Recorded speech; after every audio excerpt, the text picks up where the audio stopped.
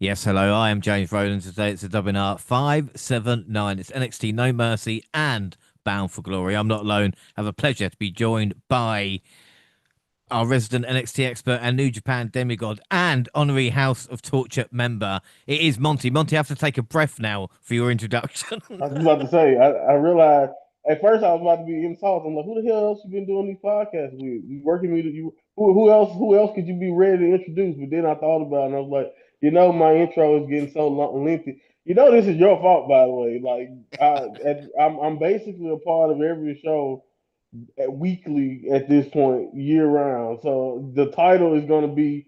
Wait, by next year, you're gonna have 6 to 8 different mon. You're gonna have to drop a moniker at some point, by the way. Yeah. Yeah, I know. Like I said, it's going to be long. But again, it's NXT. The It's new that leader of time the of the month. vision might have to be my new name. just keep coming, just keep adding me to shit. Well, we only have 4 episodes of NXT, but we've got No Mercy and a lot of TNA. So let's get into it then. We're going to go back to September 23rd, NXT, with the show open and recap of the Homecoming episode. And we finally went live in the arena. Lexus King was making his entrance while Miles Bourne shut off the lights in the Performance Center to attack him. Apparently, it's just one big switch for the whole arena, which I guess is kind of, energy, time saving, maybe. I'm not sure. They may have taken the lights that gimmick a little too seriously. Bourne got the win by putting King through a Slim Jim table with a jumping takedown. Yeah, very. It's different to the AEW version, I will say. I don't think they matches like this allow you to not be able to avoid those just like the reason why AEW fans get so they're so proud to point out, oh, we're real pro wrestling, and it's just like, I understand the differences because, like you said, it's lights out just by the lightest definition possible. If you want to say that compared to AEW, like it's like I don't know, pop, like if you like pop rock or hair bands, you know what I mean. You like that style, and that'll probably be WWE's lights out matches. And then if you want to get into some hardcore metal. That would be AEW's lights out matches, I guess. I don't know how to explain it other than that way. I guess it's like you mentioned, but it's not bad. I do think. I don't think it's a bad thing that we kind of got like a sports entertainment version of what AEW does. That's kind of what AEW has allowed us to do. Like they kind of allowed you to see this is lights out. This is what you're probably going to see if you go to watch. Not to call them indie talent, but I'm saying more Mm. extreme. You're gonna get if you get that when you go to your local or more local things, you're gonna get people who willing to go to the next level and willing to go to the extreme when it comes to their stipulation matches. And then you go to WWE, you're gonna get something like this to where there's definitely still risk in their bodies, but it's definitely more produced and just way more tame, so to speak, in my opinion. So, uh, you kind of it depends on how where you stand on that and like how you look at it. Which one do you prefer? But I thought this was at least solid enough. I do think I don't know how, but Lexus King, it seems like he's more dead in the water every time I see him. Like I just it's like somehow he gets even further and further away from relevance, which I guess is fine. But yeah, man. Other than that, this is fine. This went exactly how you kind of would Mm. expect it when you think about an NXT lights out match. Yeah, I mean, like you said, there's different, like with Lexus King. At least he's getting kind of matches on NXT and kind of feuds, and then it will Yeah. kind of like an evolve match or whatever else it is, and then kind of not being booked for a few months. We go, is he around? And then finally, the final nail in the coffin, of course, the match in TNA. So, so then we know, yeah, he's done, So, yeah, we'll keep an eye out for Lexus King, but in an interesting way. Ethan Page came to the ring after the break, and Dr. Wagner Jr. was shown watching from the crowd. Page welcomed him to NXT for complaining about the outcome of the match at Wells Collide. Page challenged Wagner to a match and called for an official, and they fought in the street clothes. Wagner made him tap out in less than a minute. They took off his mask to reveal it was actually Tavian Heights. Wow. Way they're using everything. We talked about kind of not carny tricks, not the right word, but like you said, it's all the old fashioned kind of spots. You know what I mean? Like, oh, Yeah, it's him in a yeah, mask. very old school, definitely, definitely, and that makes sense when you think about like who is the brain trust down in NXT. But yeah, this was fine. Enjoyable segment. I do think for a second there, because I'm so like just perplexed and like wrestling is moving at this breakneck speed right now. I was confused as hell why he was even talking to Dr. Wagner. So at first, until I realized, oh, okay, yeah, where else can I? Yeah, okay. Like I can only imagine like what people who don't keep up, who just pop in every now and then for wrestling on NXT is just like, what the hell is this? What is he talking about? Mm. But yeah, No, this was fine. yeah. Honestly, it's tough enough, like you said, watching it regularly, like we do, to try and keep up to date. And then, like we hear announcements like the women's speed tournament is continuing, and we're going to get the men's. Like, oh, great, more stuff to try and keep attention to. Lorray took on Reed. Winners match would move on to the final round to console Ruka for the title. Ruka and Zarya were in the crow's nest holding up signs to mock the competitors. Reed now Lorray were running knee to get the pin with about 20 seconds left on the clock. And I'll tell you what, the best thing about the speed title is the light change. If you think about like Yeah. old time limit draws, right? I know they aren't a thing now, but imagine if that last minute, like the flashing red of like people go, oh shit, here we go, actual countdown. That's what I took away from it. I'm glad you took something away from the 2 minute 2 minute match. That was like, all flashing lights. But yeah, no, I get that. Yeah, I agree. I think that does add something to it, adds a flash of an element. I'm not really a big fan of the speed concept, but it is giving us another. I mean, I'm not gonna complain about it being used mostly because it's just like another thing for the men and women in NXT to feud over. So I definitely love the concept of us having it, but am I really interested in what goes on with it? Uh, we'll see how hard they keep. Like right now, I think it's fine because it's attached to like Soul, and we got a tournament here. But like, we'll see how long they actually keep going with it before it end up like the Heritage Cup and just be forgotten or a waste of time. The Heritage Cup said a thing. They've not officially counted it yet, so I've Yeah, got hope. Yeah, they're maybe. screwing my prediction because I predicted it'd be gone, and I don't know if we can say that it's officially retired. Like you said, it can't even officially retire yet. They're screwing my prediction over. They need to hurry up and put the announcement out. I'm just hoping Noam Dar returns with it. Do you know what I mean? Like, and we just forget like a bad dream, just like let's just pick it up where we left off, pretend nothing ever changed. Anyway, the two Graces did battle this week when Jordan battled Ariana. Jordan won a short match with a spinning powerbomb, which she calls the direct effect. Stacks appeared at ringside to comfort Ariana, while Blake Moreau showed up with a kendo stick looking for a fight.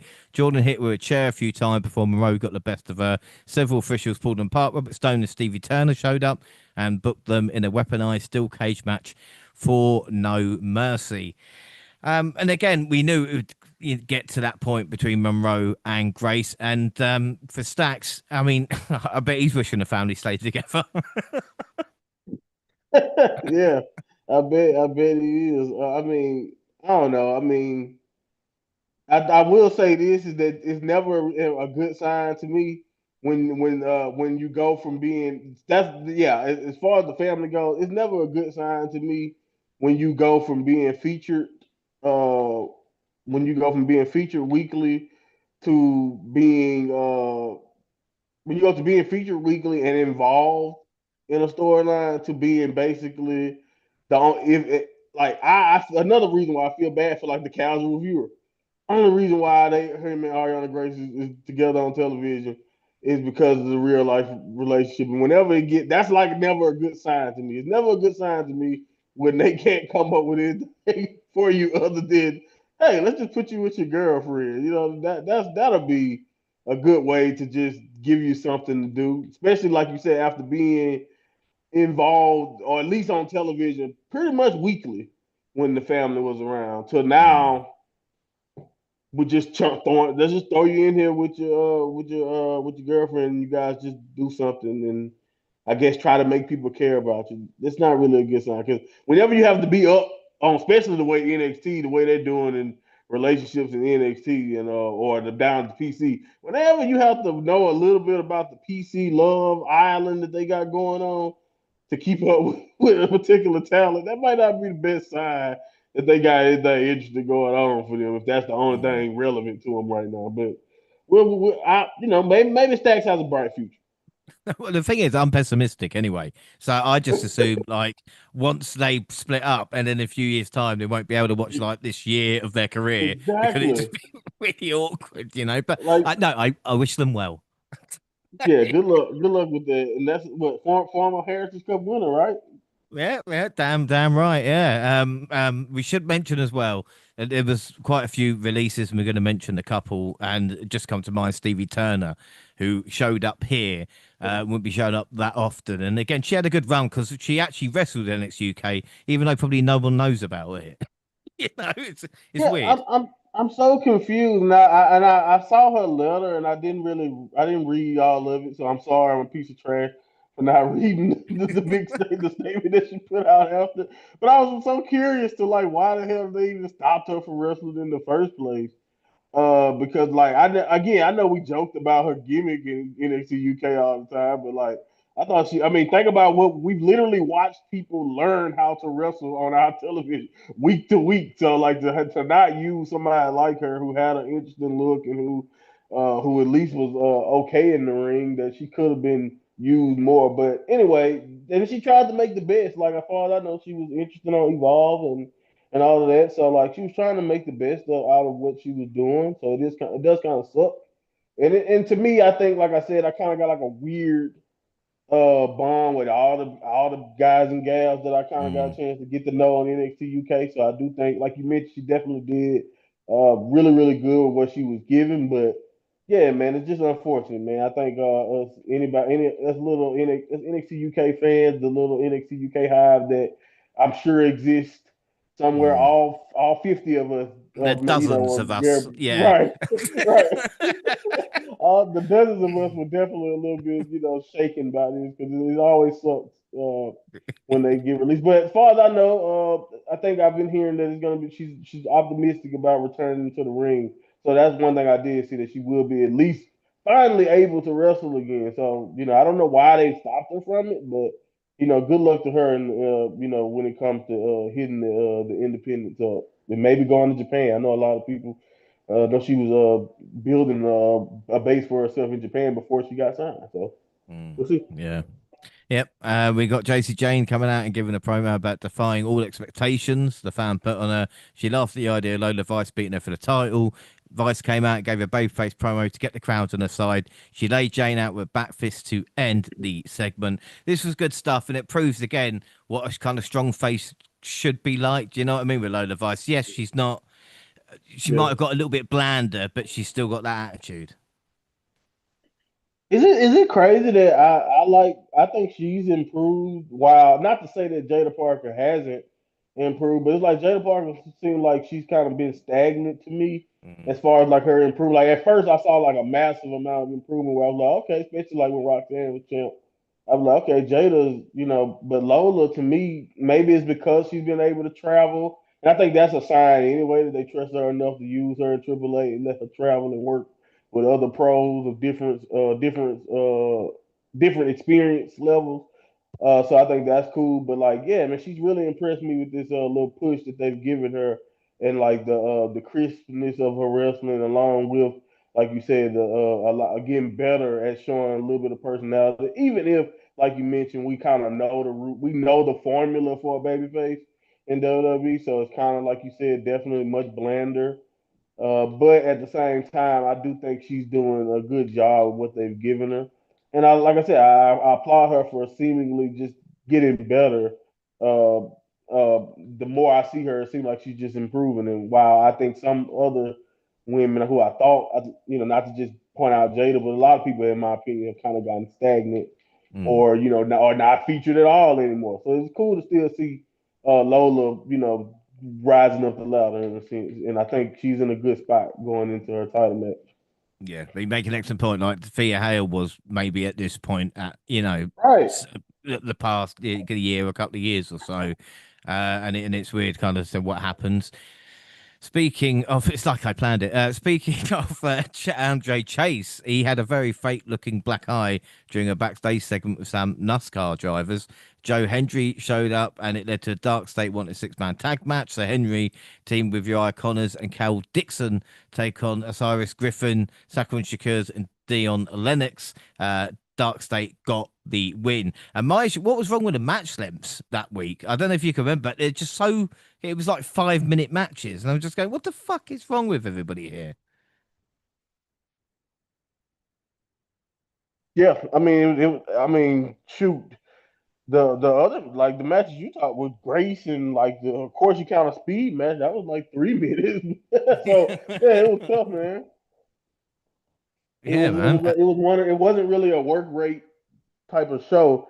Uh, at least the way I guess they were, coasting into No Mercy. But yeah, it was definitely a weird thing I noticed too that everything was, way around right around 10 minutes at the most if you got it there. So yeah, man, this was what it was. Though it wasn't, I do think that at this point I wanted to kind of see what you thought, like not that this. I don't think this matters, but it's like, are we already in comedy and NXT territory with Joe Hendry? Like, is he if when he does eventually make that move that it feels like he's going to have to make? Because let's just be honest, I think we all can kind of see the writing on the wall when it comes to Joe Hendry's future.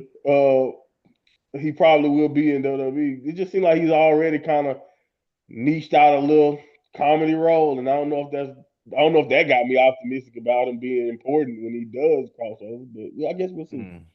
But the thing is, with WWE, it's them, and they again they don't do it all the time. But I think with Joe Hendry, it's about that whole bollocks of rebuilding, isn't it? As we speak about, and then Yeah, it will be that's fair. when if they can get him viral again, then it'll be like, look, he's our product rather than maybe someone else's. I don't know why. Very Um, stupid, but okay. Yeah. Speaking of stupid, Jasmine Nix was found unconscious backstage.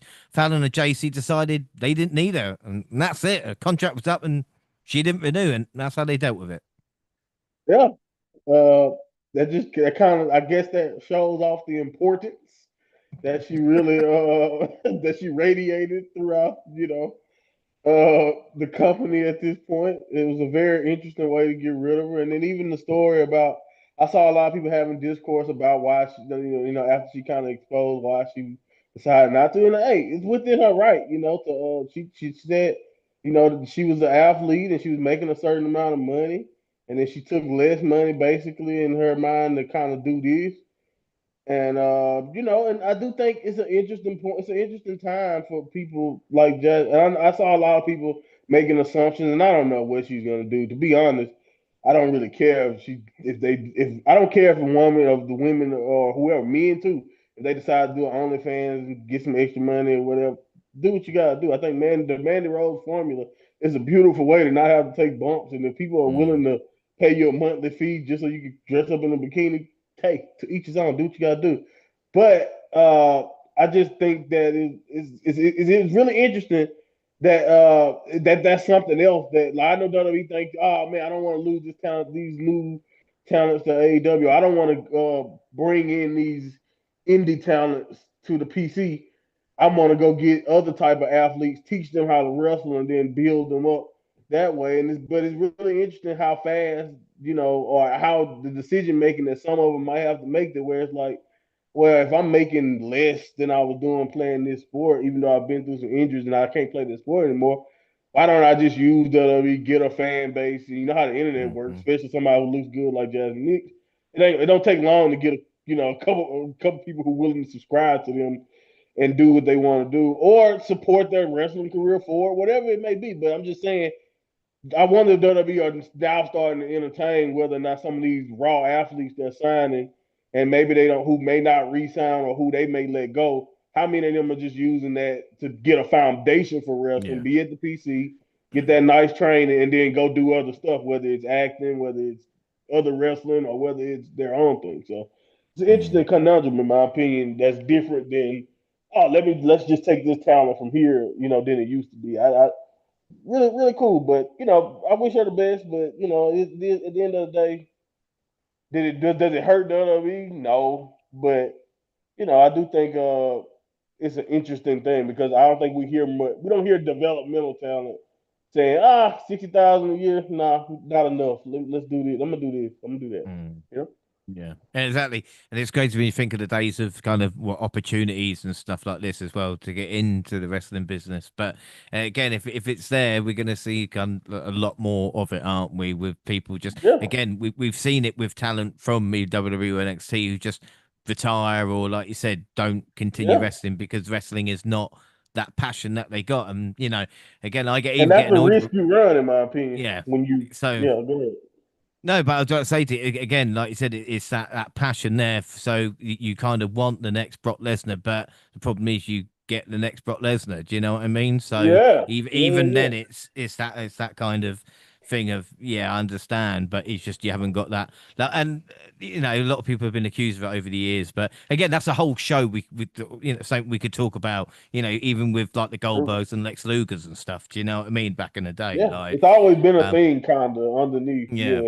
Yeah, the athletes have always kind of you had to question their passion, especially as the money got bigger and all that. So, yeah, it's really interesting how that turns out, and which one is the path. I believe I think a mix, and I think WWE is low key kind of still doing it that way. Even if even if they want to train you, if they want to make an over Femi, they want like you said about Lesnar.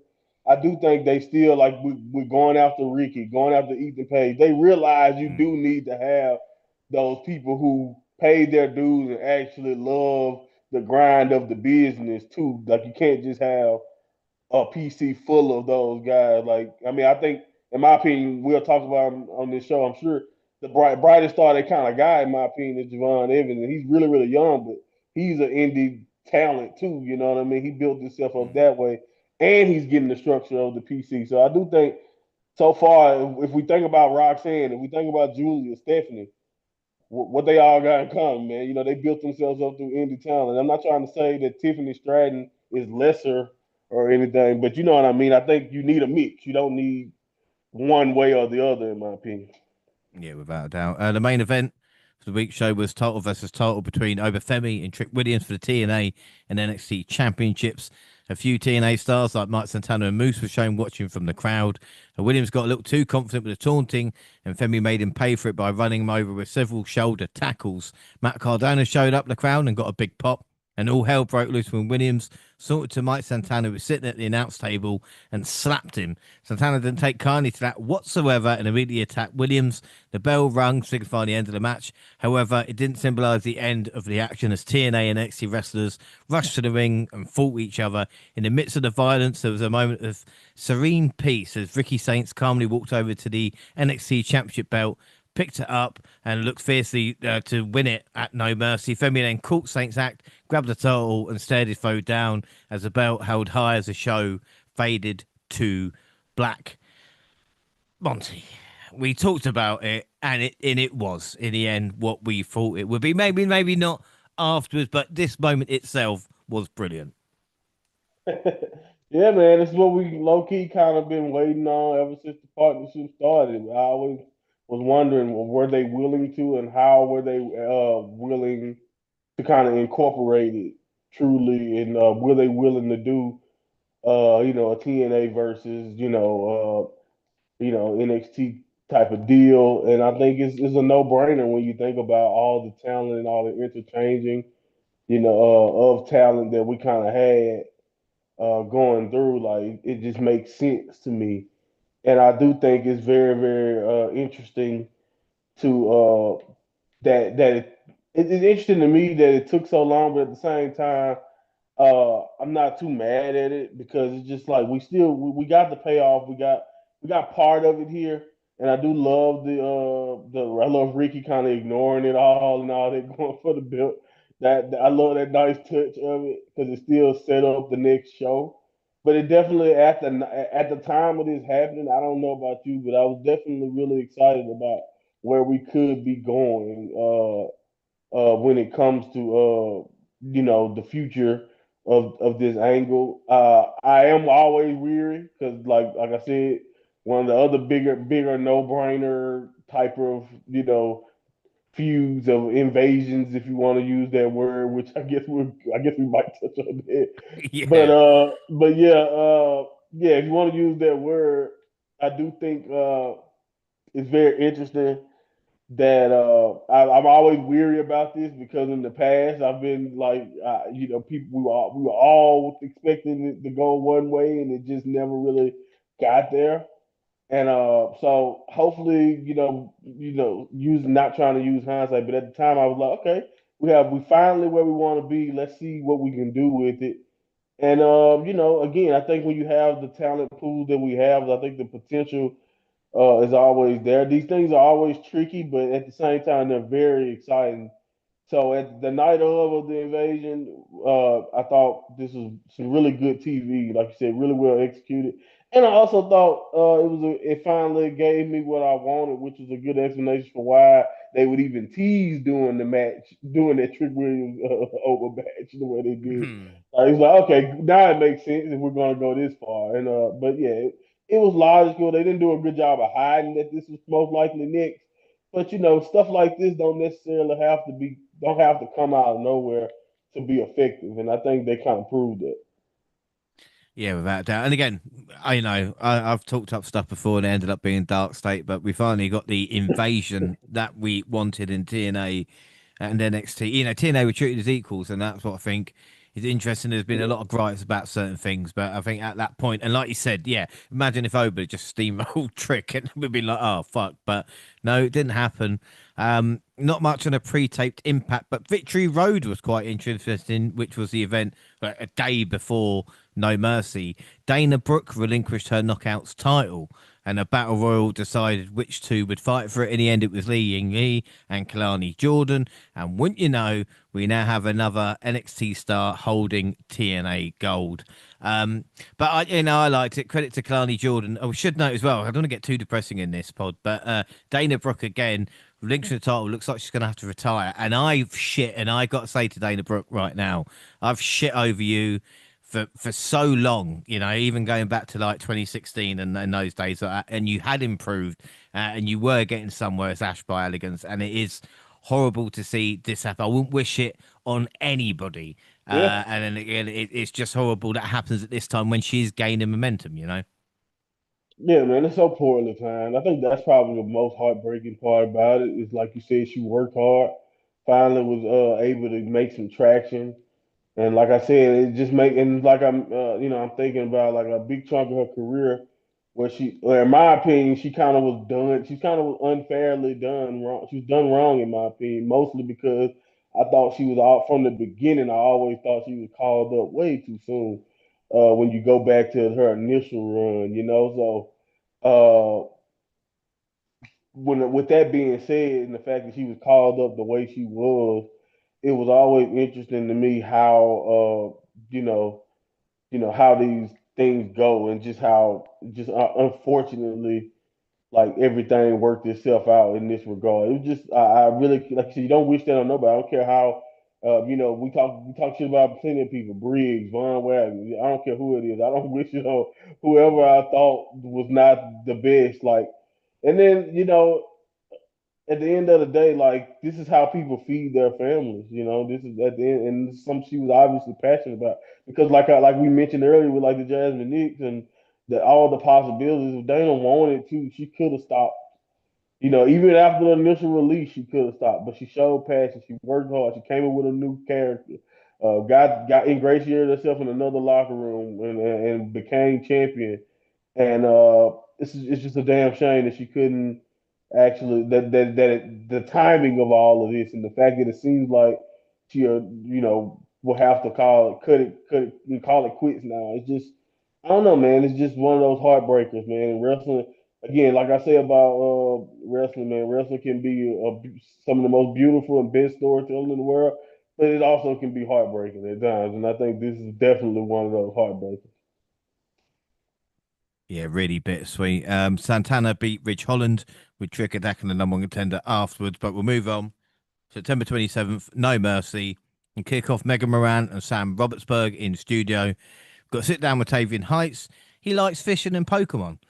We got to sit down with Lainey Reed, who we find out she's injured. And that was it, basically. The main show, Javon Evans versus Josh Briggs. Just 24 hours removed from the United States Championship opportunity against Sami Zayn. Javon Evans sought redemption as he squared off against Josh Briggs. Briggs took advantage of an exhausted Evans, wearing him down with the power and strength advantage. Young OG fought back low, firing off a series of rights and lefts before dropping him with a DDT. Moments later, he launched himself off the top rope and onto Briggs on the floor, followed up with a frog splash that may or may not resulted in a free count. Briggs attempted a super chokeslam from the top, but Evans countered to land on his feet. When the Hill finally did deliver the move, Evans kicked out at two.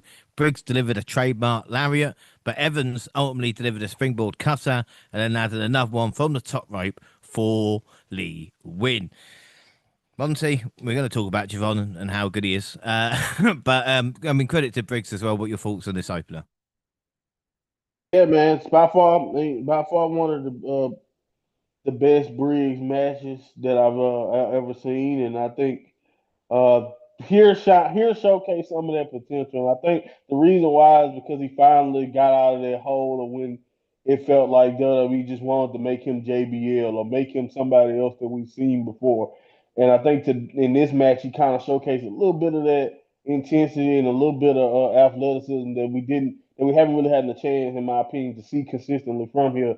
And I could easily just give all the credit to Javon because I think obviously Javon is going to be a superstar, and Javon mess around. And I know I mostly this is just because for aesthetics for people like Triple H and like because or like the way these guys who always got something to say. Because to me, Javon is so good in the ring, make him a main eventer almost ASAP in like with what he does in the ring. Mm-hmm. Now, like he doesn't like he I think he even mentioned in like in a recent interview about if he needed one thing to really improve on, it would be making sure people understand him when he speaks. And I understand him, but I do understand that he is using a lot of young, especially black people vernacular, like a lot of African American vernacular.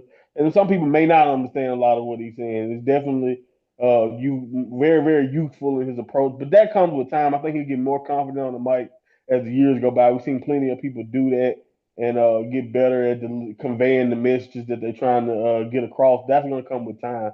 And I think, but for like Triple H and for people to really want to book him right there, if he mess around and put on some muscle, man, like maybe that's what they take the next year or NXT title run for him to do. Let him put on like just a little bit more bulkiness for people's visuals because that's what I know Mm. some people really like. The sky's the limit. To me, the sky's the limit without that. But I'm just saying, if he does that, then he could be world champion Mm. fast. So that's just how talented he is. But I think to not even just like you said, I talk about Evans too much. Briggs really showcased really good work. I think this match was one of those matches, and it's rare that you get that consistently. But I think we saw a match where there's a lot of strength on strength wrestling, where we saw what makes Javon special, and makes him a good, believable underdog, but while also just marveling at how athletic he is. But at the same time, Briggs showcased, uh, things that can allow me to understand. Okay, I can see the future if Bridge can tap into this consistently. And I think this is a really good opener and a great way, in my opinion, to kick off the show. Yeah, well, like you said, a great way to start the show. The crowd were into it, like nice choke slam by Briggs. But as you say, we haven't even scratched the surface yet with Javon Evans, and it is interesting. Like you said, you build up his build because that is going to change as well in the next 10 years. Because if and anybody go, what are you talking about? Go back to Randy Orton or Drew McIntyre or anybody. Do you know Yeah. what I mean? I'm not saying he's going to get like jacked, but obviously is a change as Mm-hmm. well as like you said, with promo and even in ring, they talk about slowing it down and stuff like this. But this was Right. both guys played their roles perfectly, I think, in this matchup. What would you give out of five? I give it 4.5. I think honestly the only thing that could make this better is maybe, like you said, a little bit, maybe some more stakes. But other than that, I thought they brought out the best in them, and I think this is the pockets, or in my especially for Briggs, this is where I want to see him more often. I think this should be his style or something he try to reach for more often. Yeah, without a doubt. So predictions though on our prediction league 2025 after WrestlePalooza. The bonus league, Gina's on 12, I'm on 15, Jaxie on 16, Monty on 18, WWE, I'm on 5, Jaxie Gina on 7, Monty on 9, and AEW, Jaxie James on 1, Gina on 2, Monty on 4. So obviously this is bonus league. We were on Evans, so we're all on one. We saw Kalani Jordan celebrating with her knockouts title before we got the Women's Speed Championship match, which is Sol Ruka versus, well, Reed couldn't compete, so Jada Parker stepped up and they made it 5 minutes instead of three. And there's not a lot you can do in 5 minutes, Monty. Really, there's not a lot, you know. But again, we saw Sol getting a victory. I mean, what were your thoughts on this? Like, I don't want to really. I'm not going to go into it because again, I'll probably talk about it longer than the actual match was. Yeah, I mean, it wasn't that. I mean, it was okay. I do question the choice, and I'm not trying to act like I can just submit somebody who would have been a better fit. I understand why you chose Jada because Jada's popular and it makes sense, but it makes sense from that point of view. And I'm not gonna act like Laney Reed is like just some speed demon. But to me, it's just versus Sol Ruka in this spot. Like I don't know, maybe I would have put like a Fallon or maybe even the former champion in Candice LeRae. Like just somebody who would have made more sense for the style because I don't even think 5 minutes of wrestling fits Jada Parker's style in my opinion either. Like it just she didn't really fit at all to me as an opponent. But like you mentioned, I don't want to go like I don't want to act like they were horrible or this was just pointless because the match, like you said, was already only gonna be but so good anyway. I do think that I will say the injury kind of ruined for me from a prediction standpoint. It did kind of ruin something I had going on, and we'll talk about. I guess we're gonna definitely get into it, but the only reason why I chose the pick I chose was because of something that's gonna happen later on. That's connected to later, but it uh, is what it is. Sometimes you get unlucky. I'm not even gonna say if she didn't get hurt, she would have won because it's safe to say she could have still did what she did and lost. I was just taking a chance, but hey, it is what it is. Uh, and I'm also just ready for think something to kind of happen with Zarya. We'll talk about this too, as I think we're getting there maybe, but I'm waiting on something to happen with Zarya and Sol Ruka, and this may not be the place. Hopefully it's coming sooner than later, but this was like you said. I'm talking about it longer than the match yeah, now. exactly. Yeah, but it's the thing, isn't it? I mean, even if Legend, causes distraction, Parker shouldn't be losing in under 5 minutes, really, should she? And Yeah, again, you should expect it a little bit more. I mean, it would work a speed championship if it was like Orton hitting RKO's. Do you know what I mean? Can you avoid an yeah. RKO before the 5 minute mark or wherever Or it like is? the But Sweet Chin Music, but like like you said, how many people has those out of nowhere, exactly, yeah, type those of types of type of finishes. things? Yeah, But if thinking wrestling has changed, but Zaruka are fine. It's times like this we miss tag titles. Imagine the oh Fraxium my level goodness, run they could have had. I have to mention Fraxium because we still miss them, but they could have just done that, couldn't they, with the tag titles for the past year rather than what they've been doing. But oh well. so much potential there, in my opinion. Yeah. I agree. I think that's probably why. As much as I understand what they're doing, and I love their chemistry or their bond together. I think that might be the biggest frustrating thing, in my opinion, about uh, what they've been doing as a tandem is that if you're not on social media and you're not invested in just the fact that they really love each other or whatever they got going on in that way, what have they really done other than just have Zarya be bodyguard Yeah. and not even a And good one? So no, and then the other thing is Parker, like I said, is over. But I mean, what we're waiting for, like just space, the main roster, or something else. I don't know. I Like, no clue, no no. clue. Out of five, then what would you give this?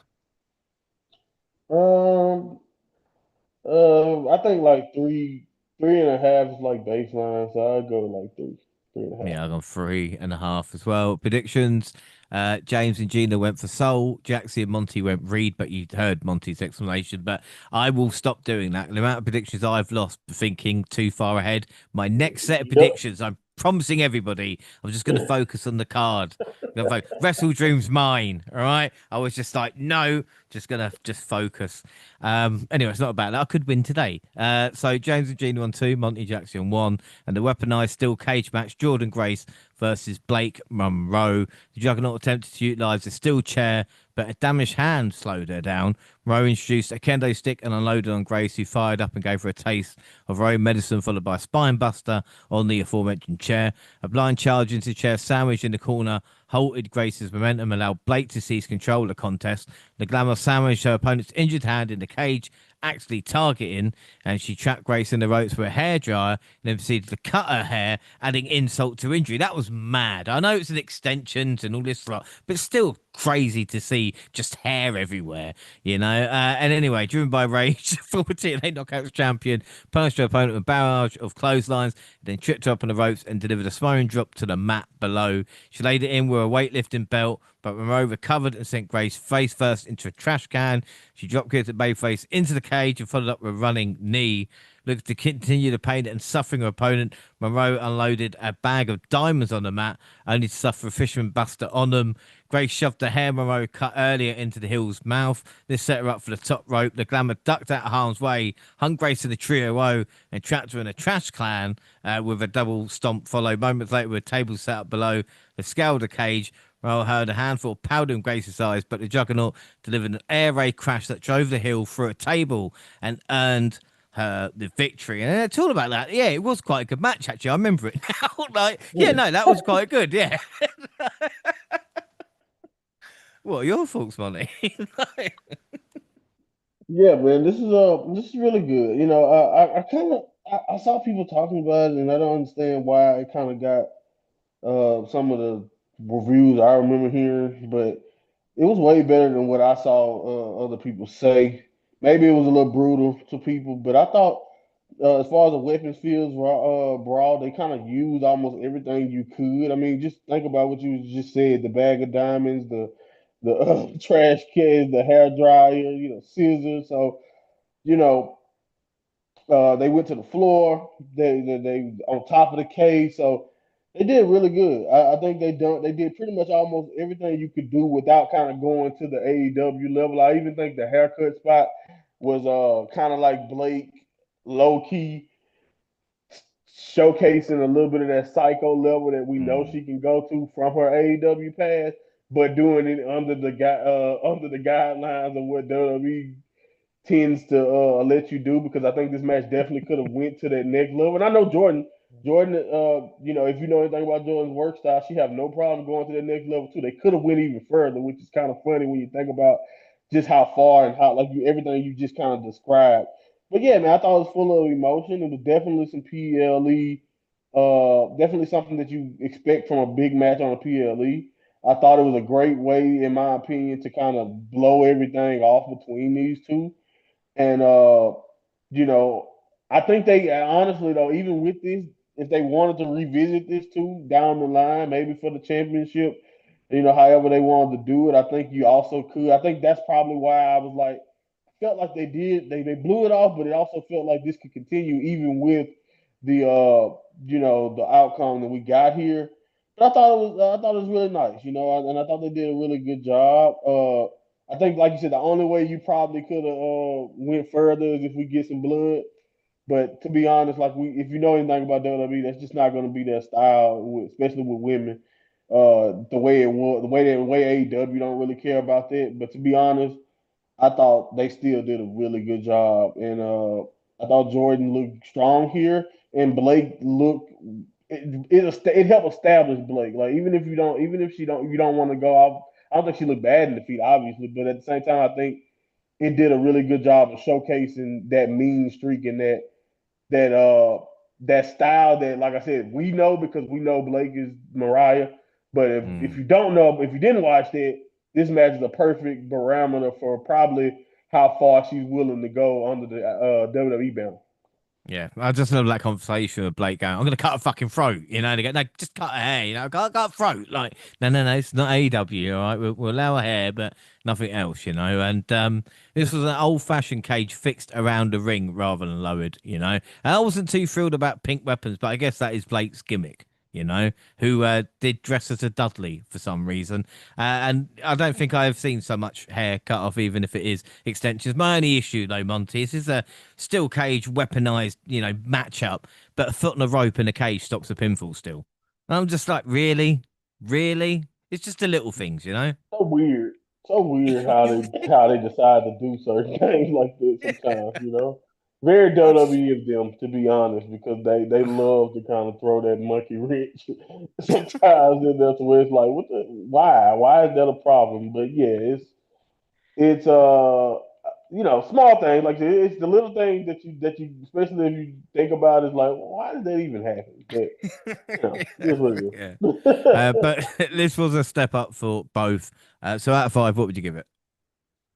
uh Man, this was 4 and a quarter for me. I thought it was good at the time when I watched it. I think I wrote probably my favorite match, but I looking back and thinking about the quality of the Javon Evans match, I think Javon's match was probably slightly better. Well, I've gone 4.5 for this one.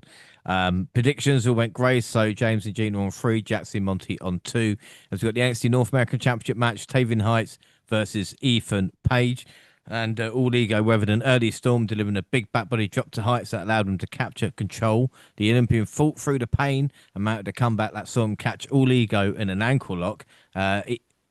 Ethan fought out of applied a Boston Crab, further damaging the lower back of the challenger. Heights recovered and applied a sleep on the top rope, but Page fought out and delivered a power slam to the mat below. He transitioned seamlessly, delivered a twisted grin, and scored the victory. After the match, Dr. Wagner Jr. appeared on the video screen and warned Page that he has eyes on the North American Championship.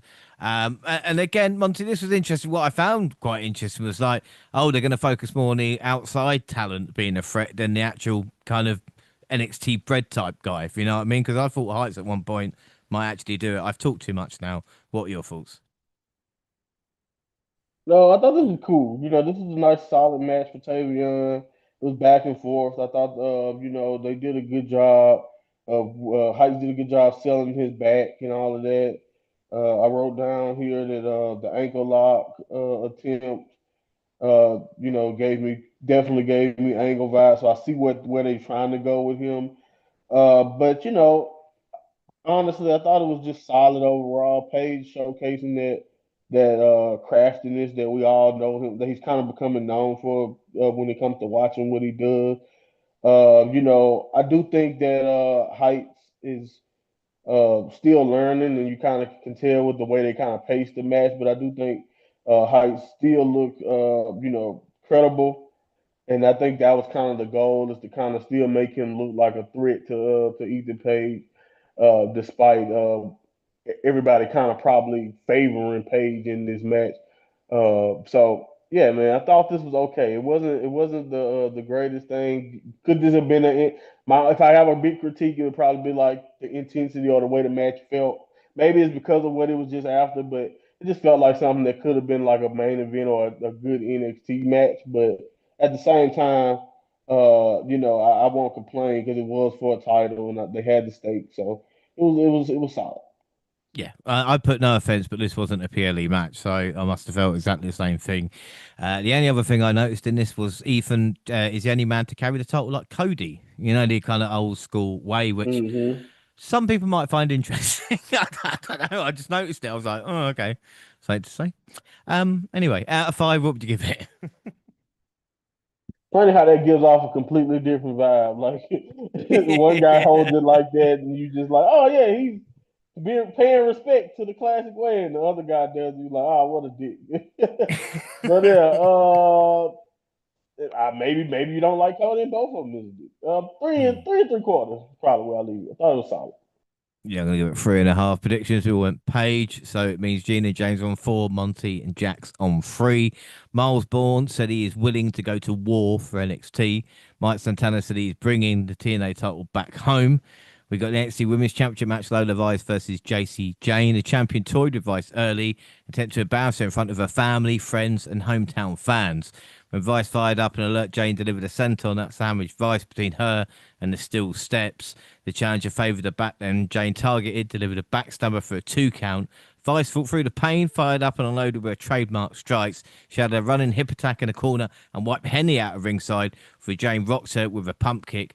Back inside, Vice responded with kick her own, only for Henley to break up the pin by putting the official to the floor. With Henley ejected from ringside, Vice trapped the champion in a rear naked choke, but the heel countered out. Frustrated, Jane headed outside and grabbed the women's title, attempting to use it for her advantage. Referee prevented it, and after a flurry of roll-ups and reversals, the challenger obliterated the champion with a back fist. She fell to the floor, however, and a woman clad in black rocked her with a kick. Vice narrowly beat the count, but Jane flattened her to retain the gold and earn the victory. Monty, I mean, what are your thoughts on this? I think there's a couple of things to talk about. Yeah, the lady in black. I guess we'll get to that Hmm. at some point. Anyway, it had some good sequences. I thought it was okay.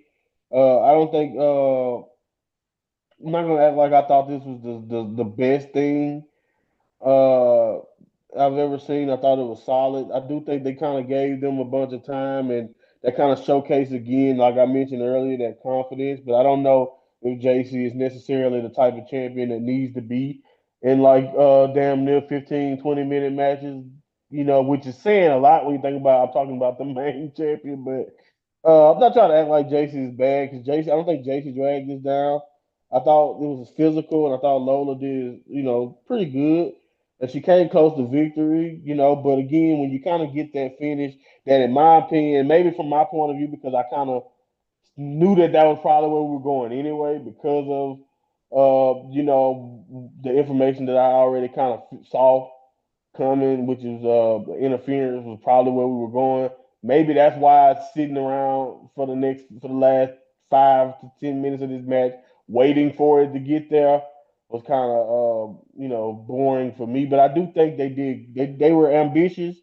The crowd was into it, so I don't necessarily think it was a bad thing. I honestly believe that if the match ended after Fallon got threw out and they kind of just let Lola dethrone her, I probably would give it a higher score because I think that might have been the more satisfying way for this to go. And I thought Lola after that point, I thought they really did a pretty good job. But like I said, after that they kind of had a couple more minutes until we got to the interference, and it's just like, oh, okay, well, here we go with this. So again, formulaic in my opinion would probably be the best way to describe this, but I thought it was okay. Yeah, I mean, with her family there, she was always going to lose. This is the WWE way, Unfortunately. isn't it? Um, Jane, 100 plus days for JC, which I wouldn't have given to her. So maybe they're just trying to show us now as well. A bit like they did with Mandy Rose, wasn't it? Just keep her along, Yeah. see how long it takes. This was arguably Lola's biggest match. She didn't get the win.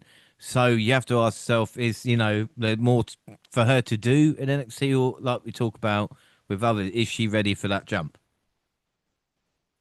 Yeah, it's very interesting because I'm not sure. I'm honestly not sure. I think she'll probably be on the main roster sooner than later, to be honest. And I'm not just saying that because of the relationship or whatever that she has with Priest, but that probably plays a factor if you think about what WWE how WWE likes to kind of play these relationships. But I do think, like you mentioned, it's like if she's not world champion material right now, it's like okay, so you kind of ask yourself, all right, what can we do then? What does she reasonably have left to do in NXT? Unless we're gonna move her down to the Soul Ruka division, I think we all kind of can see that Soul Ruka or the Soul Blake Jordan Grace seems like that next world championship level. Maybe a Jada Parker on the outskirts of that, but even Jada, in my opinion, can end up getting called up without even touching that belt. In my If you really think about it, so it's like it's really interesting to see who is the people who actually get that position and like who could be next because we didn't like that we didn't see Jason coming at all. So it'd be interesting to kind of see uh, who could actually be the one to get that crowning achievement. And then we've been like you mentioned. I'm glad you mentioned. Maybe it's maybe it's even Fallon. Who knows? But just funny you mentioned Thea earlier because like I remember feeling like, oh, before she's gone, definitely gonna be women's champion. And then like now we here now, and I'm not too sure about that at all. So But yeah, it's funny how where we at in the women's division as far as like the potential champion. yeah, without a doubt. And again, we have to talk about the women in black. The last time I thought this is how old I am. I think it was Tori. You know, and I'm not talking about Yep, Tori Wilson. I'm talking about Tori without the just surname. Tory. It just Tori. Yeah, yeah, I I don't think remember it that. was her, but again, as we mentioned before, maybe it was someone else, and because of the injury, she couldn't do it, and so it just. Do you know what I mean? Rather than it actually being a mystery type thing. Right. Yeah. Yeah. It's still frustrating because it's like you can go throw that kick, you can, but you know, you can, you can interfere, but you can't go out there and lose in 3 minutes or lose in 5 minutes, whatever you was gonna do originally. But anyway, it's fine. Yeah, unless they got a stand-in, like I said, it could be. Who knows? That's Maybe we'll fair find because they out only had to do one one day. thing, so that's a good point. So Yeah, yeah, maybe we'll figure it out. Maybe yeah. I'm maybe I'm grasping at straws. It was Shotzi all along. No. Right. Predictions. We all went Jane. So did we give it? I don't know if I did out of five or not. Yeah. No. What Oh would you? No. What would you give it out of five? God, and you forgot then. yeah, I'll give it 3 3/4. I'm feeling nice. I'm going to give it four. Predictions all went Jane. So Gina and I are on five. Jax and Monty on four. We're one away from a perfect score, and I've backed the most dominant man in NXT history. Yes, boy. Come on. NXT Championship match. Ricky Saints versus Oba Femi. What could go wrong? The challenger brought plenty of energy early, but an ill-advised attempt at a tope suicida was met with a hard forearm by the champion, who proceeded to overwhelm Saints with his hard hitting and raw power. The babyface fought his way back into the match, avoided the fall from Grace, but ate a big uppercut. Moments later, he made up for it, delivering a spear for a 2 count. Saints delivered a power bomb for his own near fall, but moments later had his momentum used against him as Femi tossed him across the squared circle.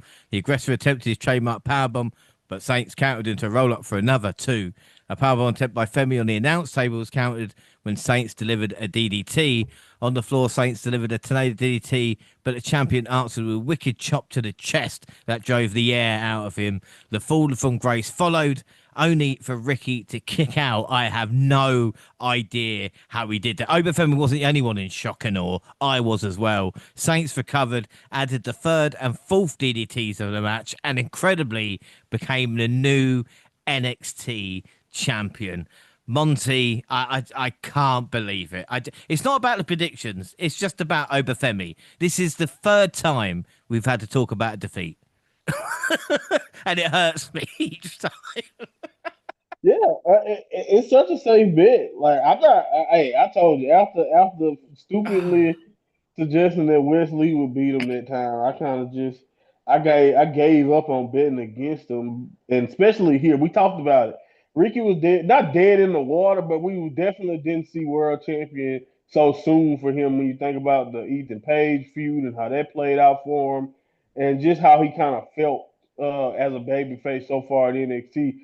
I did not see him being the guy doing it, even though I understood where, like I mentioned in the past, NXT really like as far as the NXT roster goes, they really look to Ricky right now to kind of lead them as far as experience and as far as how to be a pro and all of that, as far as his popularity backstage. So if that does mean anything, that is a reason why we might be why we kind of got this result. But still, that doesn't make it any less shocking. Like you mentioned, we're talking about Obafemi here. We're talking about basically the most dominant champion that we've ever seen, and just one of the most dominant runs that we've ever seen. And not for nothing, by the way. Like it's not like this was just something that was handed to him or anything. Like, no, he was dominant, but it was one of those dominant things where it was like, yeah, but like, what can you do about that type of dominance? And like, we all can see that the future, like, if he doesn't become WWE champion, the allegations against Triple H is one of the situations where it's like, All right, man. It's hard. You got to explain this, man. Like, how can you not see world champion when you see Overfemi? So, it's one of those things that you definitely have to worry, not worry about. But it's definitely one of those things that was shocking. And then the way, like, let's cut right through it. The way it happened, I thought the match was okay and was going well. And like you mentioned, it was hard hitting, and Ricky did a good job of just like overcoming everything that we've seen most people uh it's one of those things that we see most people not be able to survive. And it's again, I get it, and I'm gonna let you go ahead and talk about it because I'm not sure what you think about it. I know we talked about it after the match, how we felt, especially about the tornado DDT. And I get it. It's not convincing, and I'm not gonna argue with anybody who felt like they killed it for him or whatever. Even if I try to tell you well, he got dropped on his head like 3 times in a row. I understand. We watch so much wrestling. We've seen people. I mean, don't even get me started on what the type of finishing moves I've seen people take and not, and just like overcome at this point. We've seen all types of shit that people kick out of, and we saw crazy stuff that Jordan and Mariah did, or Jordan and Blake did to each other that they kind of that could have been way more looked at way more viciously than the tornado DT. So I get it, and I'm not gonna argue with anybody about it, but I do think the tornado DDT added to my initial shock factor about it. And I think that's the way I felt after. I didn't feel deflated or disappointed. I saw some people say that it was disappointing. I'm like, were you disappointed because of the result or how it happened? Like, was it just because of the DDT, or did you watch the match and see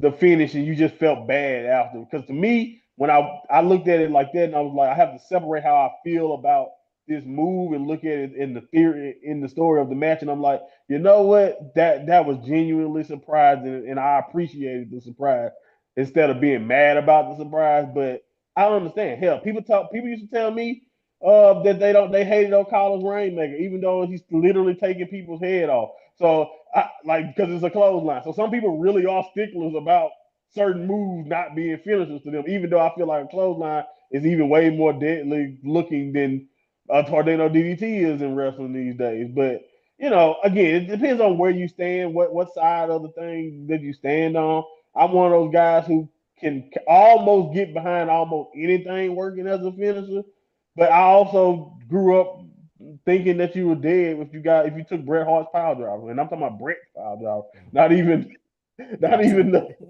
not even like mankind used to do a power driver, but he didn't jump with you. And I used to be worried for people. So I'm old like that. The old school wrestling fan in me that used to watch Jake the Snake film and all that. Even though I know that's just not even the snap like Jake did, the type of DDT. I liked it. That's just me though. I mean, Rey Mysterio, you use the Hurricane Rana after softly brushing his feet against your face. He did it. He did it in the ropes, and it looked cool. So people don't get mad at Ray. So I'm just saying. I got different arguments against this, but I'm not going to argue about it because I understand. And then we all talking about Obafemi, who you couldn't convince me that he got ran over by an ambulance. And I would assume he would break the ambulance, not hurt himself. So I get it. I think the thing is, if Ricky Saints has come in and beaten Oba like this, I maybe been a bit different to his booking the past few months. Yeah. You compare Ricky and Oba, and again, I can't remember many Ricky matches. If he won with a DDT and stuff, fine. But if he has got Right. the finisher, it seems just like he can't hit your finisher on a champion. You seem a bit, I won't say weak, but do you know what I mean? It's just a bit weird. Like, I don't know. And then with Obafemi, I'm always going to be biased anyway, because in my Yeah. eyes, he's one of the greatest. I'm going to say it, greatest stars we've seen in NXT. Like, I'm Mm-hmm. so confident, Monty, of Obafemi. Like you said, apart from injury or something fucking stupid in personal life, or Yeah. there is no way that this guy can't make it. Whether his time is now and he goes to the main roster. I mean, if he does, you have to give him the unbeaten streak and just treat him as a 100%. real deal. The walk that he's got and the Ober, but the old Goldberg chant. It's there for you to build this guy. Yeah. But like you said, with Ober, you need a tank and not Abbott. You need like something incredible to kind of take Oba down. So I really didn't like the finish. Roll them up from the fall from grace and have it like Oba a bit of a surprise. Do you know what I Yeah, a mean? And shock finish. Yeah, I yeah, agree with yeah, that too. yeah. That would Do have it been like just that. shocking. But I think they obviously wanted to be definitive too. So I get that. I think that's another thing because I agree. I think if you just want to shock people, just rolling them up in general would have been shocking. But it feel like Yeah. they didn't want Over to have a rematch. The way they felt like the way they decided to do it. But I don't know. We'll see. And I guess in my opinion, I think that to me the way they did it, it just guarantees that there's no way whenever the next draft happen or whatever, or however they decide to do it now, Over will be on the main roster sooner than later. I doubt we're gonna get another run from him I remember we was with Braun Breaker or Trick Williams, we like waiting around for them to get called Mm. up, and it's just like, no, I don't think they're gonna do that with Over. I think he is on a fast track. And I think Yeah. that kind of confirms it. But I get what you're saying. I honestly also I think that's probably the biggest thing. I think the biggest thing is that if they booked him better, like if he would have beat Big Jasper Troy or some of these other people Mm. with a couple tornado DDTs, then this would have been at least more convincing because it's something we've seen him drop other people with, and then you can at least be like, oh, okay, I get it. This is what he do. But like we didn't even get that type of stuff from him in the build up to this, which is basically I don't even think you have a problem with the finish as much as you have a problem with Ricky beating him in general. Like Oh yeah, no, yeah, when you're no, really no, thinking about it, it's yeah. like not the, and not just taking away from Ricky. It's just they didn't build Ricky up good enough. I 100% agree with that. Like I'm really putting my faith in Ricky because I see superstar in Ricky too. But if you're just going off the way they booked him, no, I Mm. 100% understand how you can look at this and be like, oh no, this is But bullshit. it's our fault for again watching the product and like we said, we saw how Dragunov had to kind of build himself up to a monster. That's the type Right. of you know what I mean, kind of guy I thought would be over. But then again, Ricky, you've done it now, you know, so now it's your chance to show that you're the guy. There's no more excuses, you know. You've got the championship. You're the number one guy now on NXT, so now's your chance. And I will say about Obafemi as well. It has been a pleasure. He's not gone, but again, it's just a bit like Fraxton, a bit like other people. We won't see him on the monthly now. It'll be a bit of a shame. And we should have maybe seen it coming because the NXT, of course, we had his North American title run as well, which was 11 defenses over 273 days. His NXT Championship run was 11 defenses over 263 days. So we just didn't look at the stats, did we? But I mean, look at that for two title runs. It's incredible. Yeah. Yeah, it's like that's it. Without a doubt, one of the greatest runs ever, Yeah. easily. And I honestly, like you said, I wish him the best. And I'm honestly, like you said, it's gonna be barring outside forces, like you mentioned earlier, injury and all that. It's gonna be a no brainer. They just can't, It can they? They just, like yeah. booking him well makes so much sense that I almost won't even give them I won't even give him extra cool points for like doing it right because it's like you should do this. If you screw this up, it's more of an indictment on you than getting it right because he's such a no brainer. Yeah, without a doubt. So out of five, then what would you give the main event? I thought it was I gave it a 4. I thought it was okay. That was good. Yeah. I guess still gave it 4 and a quarter. You know, I still thought it was a good match, even though it pissed me off. And not just because of predictions. We all went over. So the final scores overall, we, of course, Gina and I get the win. So we move a point ahead. Not that it matters in the overall grand scheme of things, I suppose. Monty's going to win, but, you know, I'm not going to be negative about it. Overall, though, much like Victory Road, No Mercy kind of wasn't really needed. The NXT title change was a Yeah. bigger surprise. It's a shame the torch wasn't passed to Javon Evans, and that is something we've not spoken about yet.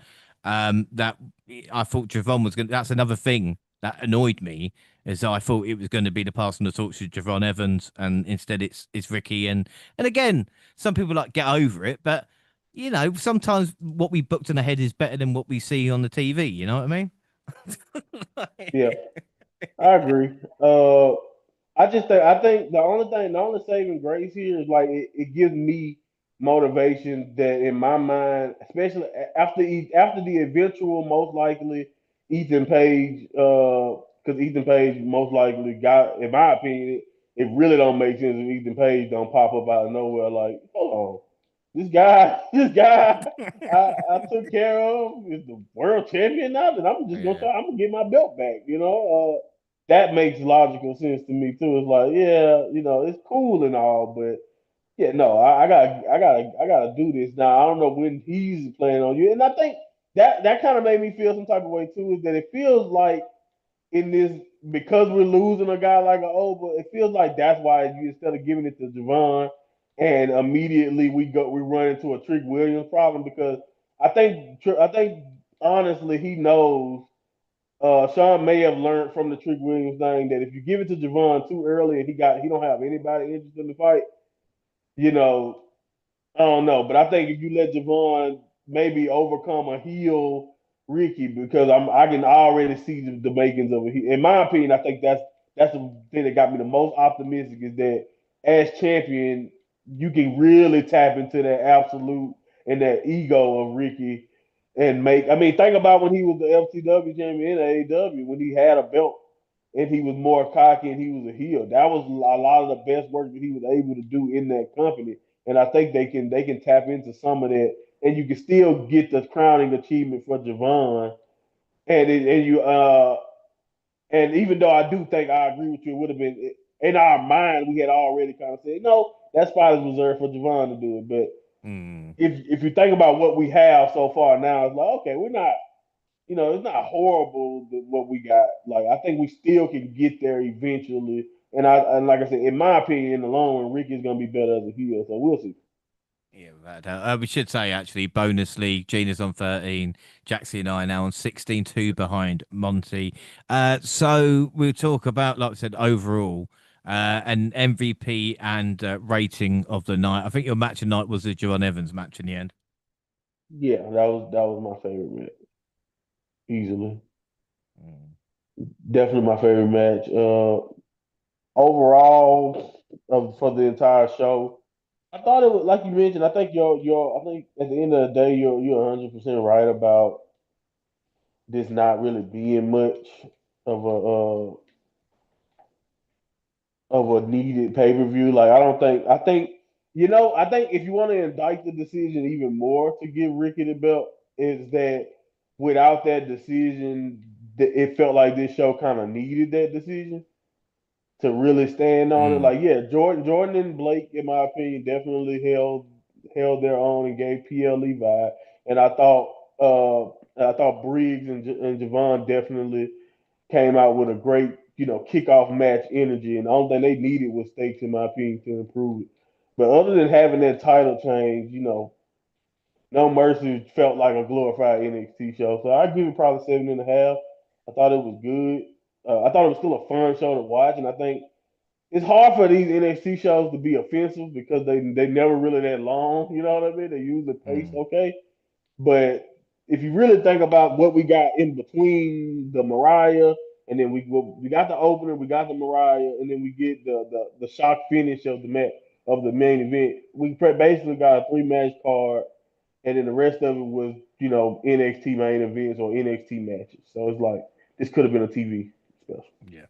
And who's your MVP? Because obviously, I mean, for me, it's Saints because he won the title even though I fucking hate his guts. I thought you loved Gina. Gina's gonna get you, bro. Like Gina's not. Gina you don't better listen to hope. You better updates. hope. All right. Yeah, you better hope she don't hear all this Ricky slander.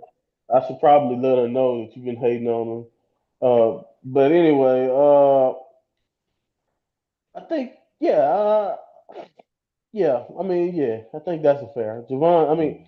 Javon, in my opinion, is definitely on the. It's hard to not give him that love, but yeah, man, I don't think neither one of us. We talked about it every show. We've been kind of trying to figure out when is they going to pick it up with Ricky. When are we going to pick it up? And right under our noses, he picked up the world championship. Ain't I that something? know. Yeah. Oh, we saw that coming. Yeah, um, man. yeah, but no, you're right. And again, I think the other thing missing. and not to harp on about fracturing, but I think just a tag team division in general to have like a bang with a tag match on these Yeah. cards, take me back to old takeovers as well. Like I said, it was a good opener. You had a great tag match, and then obviously the women's and the men's championships were like the kind of main focus point, and it's got forgotten about, especially in WWE nowadays. You know, we talk about even Raw and SmackDown, yeah, but again. Anyway, we got news. Don't get me started on this. I can go on I a know, I major know, I know, rant I know, I know. on his hate for tag wrestling. I He know. obviously hates I just don't it. get it. We got some news as well. Idris Enofe has left WWE. Monty, I feel you. Sometimes it just doesn't work out, you know? Man, I guarantee you because I was like, somebody's gonna dethrone Fraction. I still put Blade in the no. And they haven't been relevant in forever. I don't Oh. know, man. Yeah, man, it sucks. It sucks. I understood why. I understand why though. I mean, I think I see potential there, and but at the end of the day, like you said, sometimes it don't work out. And in my opinion, too, I'm not to say that Evolve is a death note for you, but it does, in my opinion, when yeah, no, No. I mean, come on, think about it. Like, if you only Evolve, and which is like, I guess I'm not even gonna say it's development for development, but when you, it's to the point to where it'd be different if you're featured on both shows and we still know you exist in NXT. But like, no, like you go to the point to where you're just on the Evolve roster, it's like, oh, okay, it's getting tough. So yeah, man, it sucks because I actually saw a lot of, especially in ring potential there.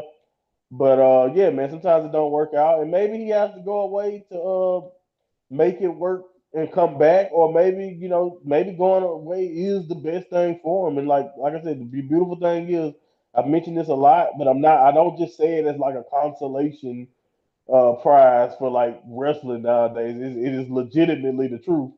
We are in a great place to where it's not the end of the road at all if you get let go. So that's one thing about it. I think he still can have a bright future. Maybe it's just in AEW, even though to be honest, right now he probably end up on RH, which is kind of like AEW's evolved in a sense. So, Yeah. Vicious whew, circle. Goes to TNA, ends yeah. up an explosion. Do you know what I mean? He just can't get Yeah, out of the cycle. exactly, Uh, exactly. Just cannot get on the main show. Anyway, September 30th, NXT. The show opened with a recap of No Mercy. This led to Saints coming out to his first promo as NXT champion. He gave a passionate promo about winning the title and proving his doubt was wrong by betting on himself. JC Jane came out to congratulate him, but said they have bigger things to worry about. Said TNA is trying to take over NXT because they keep winning TNA titles from them. This brought NXT general manager Ava, and she said Ricky and JC were the captains of the brand, which means they had to decide who was on their teams. Santino Morella came out to a very warm welcome from the NXT crowd. He introduced his captains, Mike Santana and Kalani Jordan. The announcers were shocked to see a member of NXT roster chosen as TNA captain, even though she is the Knockouts champion. What a fucking traitor! You deserve a chance for Ricky, and apparently it's not invasion. Santino made this pretty sure. He said, look, look, we're friendly.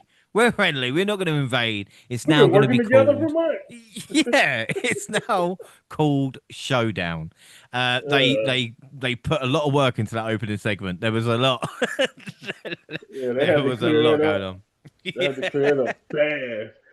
And I saw people giving them a hard time about it, but I'm just like, come on, man. Like, y'all, this WWE we talking about. Like, come on, dog. They're not going to be wrapped up in none of that mess if they can avoid it, unless they are, at the White House spitting water. But uh, yeah, no, I agree. I agree. It kind of sucked because, like, in my opinion, not to say, of course, the invasion was full of nostalgia and all of that, and I get it, but it's just kind of one of those things. It's like, did they even like think about the date of the show when they did that? Like, I doubt they even entertained that whatsoever. But hey, man, once you're in a fishy situation, you gotta get yourself out of it somehow. It definitely took away from the energy to me of it because, in my opinion, yes, they've been friendly, and you're 100% right. But just the energy of the initial brawl, and like for example, like when Mike Santana was out there on commentary in the Trick Williams match, the energy he gave off was not just like some friendly frustration type of deal. It was definitely some. no, we're Impact and we are legitimately better than NXT from our point of view, or at least we're tired, we're sick and tired of getting pushed around for NXT. So I do think the showdown definitely took away from it, but I definitely understand why they felt like they need to do what they needed to do here. And yeah, man, I understand Kalani because she is a knockout champion, but God, I'm like, if this is where we were going, then why not just let Zia Lee win it? Because Yeah. like I don't know why we do it. Like, and then her explanation was horrible too. It's just, yeah, I'm doing this because I'm the knockout champion, and I get another opportunity to fight you, JC. And I'm just like, that's it. That's the best they can come up with. You can't say you're frustrated with always being overlooked and you want to represent Impact. Nope. That ain't why. It has nothing really to do with Impact. You Just want to know. just yeah, I'm the champion, so I'm gonna do it. Okay, whatever. Well, well, like I said, it changed from Invasion to Survivor Series 2001 with the lineup, so to speak. But and again, it Already speak. ruined the angle. I know. Speaking of name change as well, TNA had to cancel their November, change the name in the November pay per view. They said genocide wasn't acceptable either. Anyway, we got the culling. They told Leon Slater and Javon they shouldn't be friends. And speaking of friends, Lyra gave Tatum her own Barbie Lyra. Lyra's spending a lot of time in NXT at the moment. I don't know why, but Miss Parker was in action next, looking for revenge on Lash Legend. This was as much as a fight as the first meeting. Parker ended up scoring a win with the hypnotic. It was a clean victory with no shenanigans or interference. So I guess we just move on now. Is that what we do? Like, I Yeah, guess. pretty Yeah. much. Yeah, that's Yeah, fine. yeah, Yeah. that's it. Well, Ethan Page bragged about beating Taven Heights, but when he called out Dr. Wagner Jr., Mustafa Ali showed up instead. Ali reminded him that when he was released, he had already earned a North American title shot and still wants it. He said he spoke to Ava and he has one next week. They got into a fight, which Ali won to send all ego packing. And just to say, if new listener or anything like this, in September 30th of 2023 at No Mercy, it was scheduled to be Mustafa Ali versus Dominic Mysterio for NXT North American title the very same day as the episode of NXT was, and Ali was fired before that. So 749 days later, he is back for his shot. Monty, I mean, we were there. We both dealt with this time. It's crazy what happens, Sometimes it is like a full circle moment, so to speak. Yeah, that's like I said. That's some of the benefits of kind of being die hard or kind of always being here for this deal. But yeah, man, it's very interesting in my opinion how that kind of turned out when you think about it, and how poetic it kind of is that we're kind of back here and he's getting able, presumably, in this point, kind of back full circle here to this spot. And again, I love Ali. I love the work he's been doing. I think the work on himself since getting released has been great. I loved Ali before he kind of got let go, but when we really think about the direction that WWE wants to go in and all of that, I think freedom is probably the best thing for him. But this is a great promo, man. The energy here was great, and then working with Ethan was great because I thought Ethan kind of played the way Ethan kind of played off his promo and was like, if you think that little soft story gonna mean anything to me, then you got nothing coming type of deal. But I love Ali, using the politics now, so everything about it, the promo and the segment was really good. It really got me excited for the clash. And just like you said, I love it. It's just one of those logical things, and I love how, despite how things went, if you really look at like, especially a lot of the stuff from what I heard about Shawn Michaels pulling Ali to the side and letting them know how he wanted this promo to be real, and because Ali wasn't necessarily sure about the promo before he kind of delivered it, but Sean was like, no, I want you to be as authentic as you can be about, how you felt about what happened. And that's basically what we got. And I think Sean knows from experience because he gave a lot of those, shoot work promos in his day in a sense too. And he understands that we're really, especially a guy like Ali, because we're not foolish. We know that's Ali. You know what I mean? We remember it, and so It wasn't that long ago, like you mentioned earlier, that we was all there with him in this situation. So it's one of it's one of those weird things where you kind of flirt with real life and then and bring that into it. But it wasn't one of the distasteful versions of it because man, did the '90s used to have a lot of work shoots. But I thought this was really well done. Yeah, yeah, it's interesting, isn't it? But and then again, yeah, I thought this was well done. The Hardys gave a quick promo directed at Dark State to hype the NXT versus TNA tag belt. The next match was between Miles Bourne and Josh Briggs Sturman, who would join Team NXT. Bourne was giving up some size, but didn't look intimidated and got in Briggs's face before suplexing him. And lucky for us, Bourne got the win to earn a spot on Team NXT thanks to Cardona. And what is weird is that Miles is using the zigzag, but the Nemeths have been conspicuous by their absence because apparently Nick has got no fucking interest to come to NXT. So it just shows you, all this relationship and stuff. There is still maybe a couple of guys, and especially with Nemeth going, no, I'm not going back. I've done what I've done in NXT. Yeah, and I respect that point of view. He kind of mentioned too that it's for the young guys in his opinion too to kind of go back and do that, and I kind of appreciate that honesty because he's not necessarily wrong. He's done this pretty much everything there is to do. I mean, for our lacking tag division, would it be nice to have him and his brother on television? 100%, but I can't act like I'm so opposed to what he's saying. I get it, and I respect that. But yeah, man, it was really interesting here, like you said, to see Cardona come out too. Even we know how long he's probably been waiting to be back in WWE television. But yeah, man, this was solid. I think it was the result wasn't really in doubt for me, but it was still a logical next step when it came to formatting the team. Yeah, and again, Triple H says on every kind of post show, doesn't he? Like he's got people ringing him every week. It's just Matt Cardona. Yeah, 100%, 100%. Before he takes any indie booking that he takes, he's waiting by the phone. He's letting Chelsea know, like put it, let somebody know I'm waiting. I'm always ready. Always ready. And where does Jordan Grace and Joe Hendry's alliance lay? Who knows? Despite being partners, Hilarious. Jane made Henley earn a spot on the team by taking on a woman who wanted to be on their Vice. The back and forth contest, Henley hit a sliding German suplex to take control, but Vice managed to make a comeback and get the win, much to the surprise of Jane at ringside. She is the worst partner to have. You know what I mean? Even in tag Yeah, team or stable wrestling, like you wouldn't pick me to be in your team, and then you're automatically. surprised that they lost. Yeah, Yeah, I like, don't I don't understand why. I don't understand the loyalty to her that they have.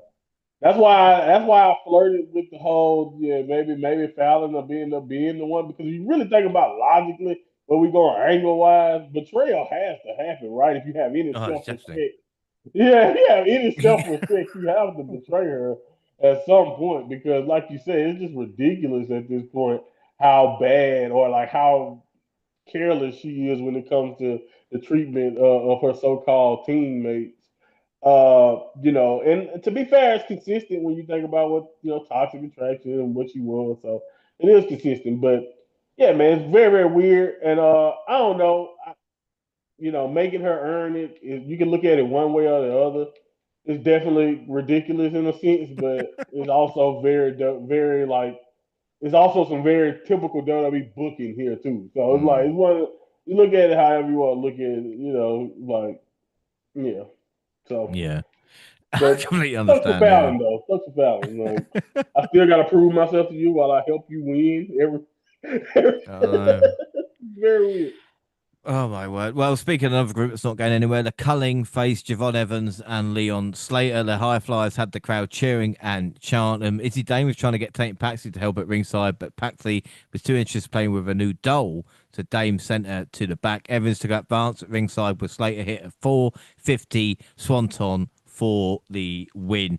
I'm going to say something now, and it did remind me of the young Hardy Boys, and I don't know how you want to take that. People will get their knickers in a twist, all right. But again, they also announced that Leon Slater would face Javon Evans, and talk about it being a dream match. I'm going to say it's pretty, yeah, get over it, all right. I'm excited for that matchup and to see these two guys. You weren't there living it, listener. I saw the young Hardys, and Javon and Leon have definitely got it. But again, I don't want to get too overexcited, but I think these two guys have got so much. You talked about Javon. I think Leon Slater's got exactly the same type of potential.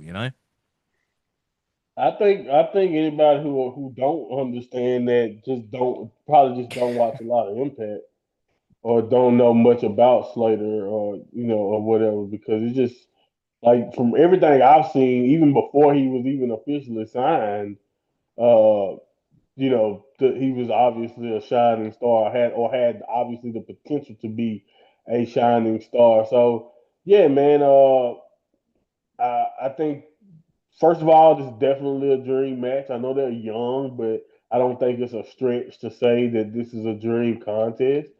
And I think they've already kind of done a good job of establishing that, even in this type of deal, in this match. Like, yeah, I get it. I understand we want to hold on tight to the memory of, and I get it. They are, like, the Hardys might be the greatest tag team of all time. So I understand, but it's not that big a deal in the grand scheme of things. One, and then two, the potential, if you really look at how good both of these guys are, is certainly there. And yeah, man, I definitely couldn't wait for these guys to take on each other. That's one reason why I was looking forward to their one-on-one encounter, because I knew what they both can bring to the table in the ring. Yeah, without a doubt. We've got several TNA stars were shown arrive in the NXT parking lot before the final break. They made their way into the arena along with several NXT stars. The teams were revealed for both brands. So the men's team for NXT was Ricky Saints, Trick Williams, Javon Evans, and Miles Bourne. The men's team for TNA was Mike Santana, Frankie Kazarian, Moose, and Leon Slater. The women's team for NXT, JC Jane, Sol Ruka, Lola Vice, and Jada Parker.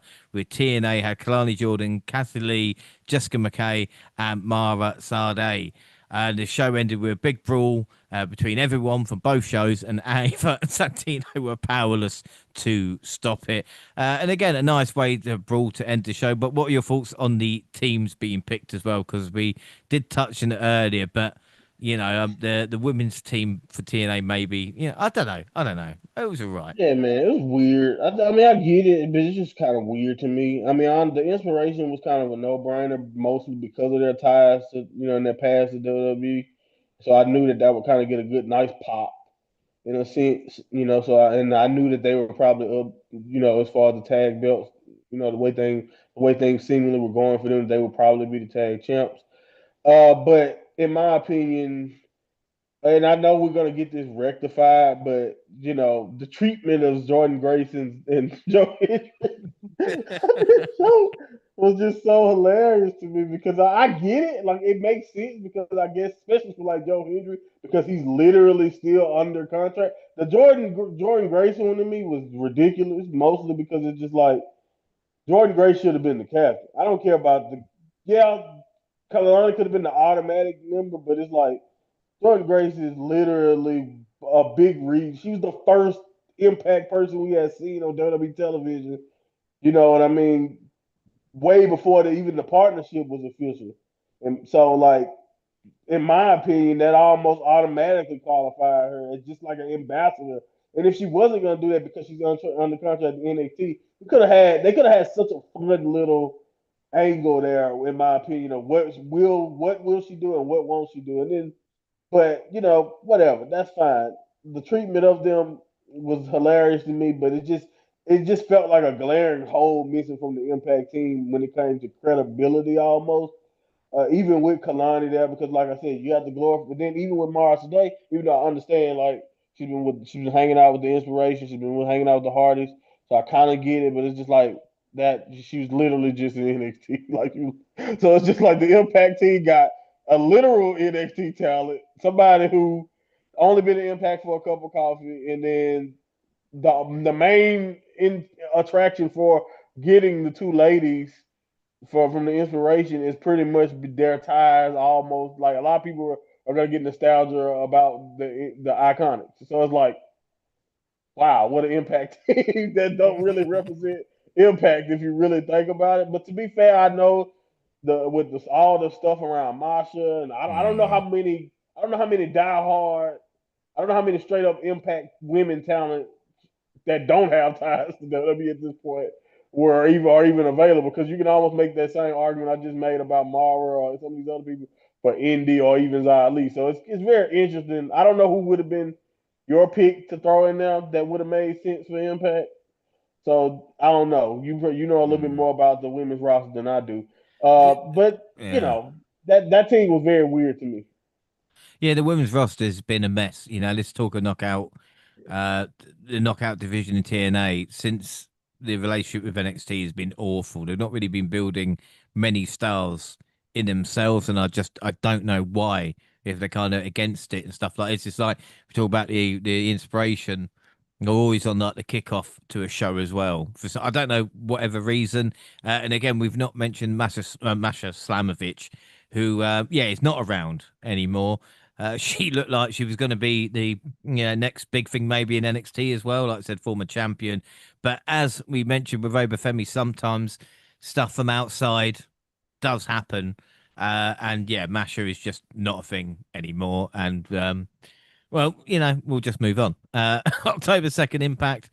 He had Matt Hardy, Leon Slater, and Indy Hartwell defeating Trick Williams, Clowney Jordan, and Frankie Kazarian, with, of course, Kaz eating the pin in that match. And then October 7th, NXT, it is time. The showdown, the opening video was wild. The shots of TNA and NXT history. Would they be bound for glory or stand and deliver? And again, Monty, we talk about it a lot, but even seeing those clips from the past kind of cut together, it just makes you think, wow, it is maybe not a bigger deal as it was, but it's still quite important because WWE just one step closer to opening the TNA library as well. Do you know what I mean? Like it's it's weird. I mean, since TKO already, it's very interesting to me that they haven't made a bid or that they Hmm. can't pull more from it than they already do.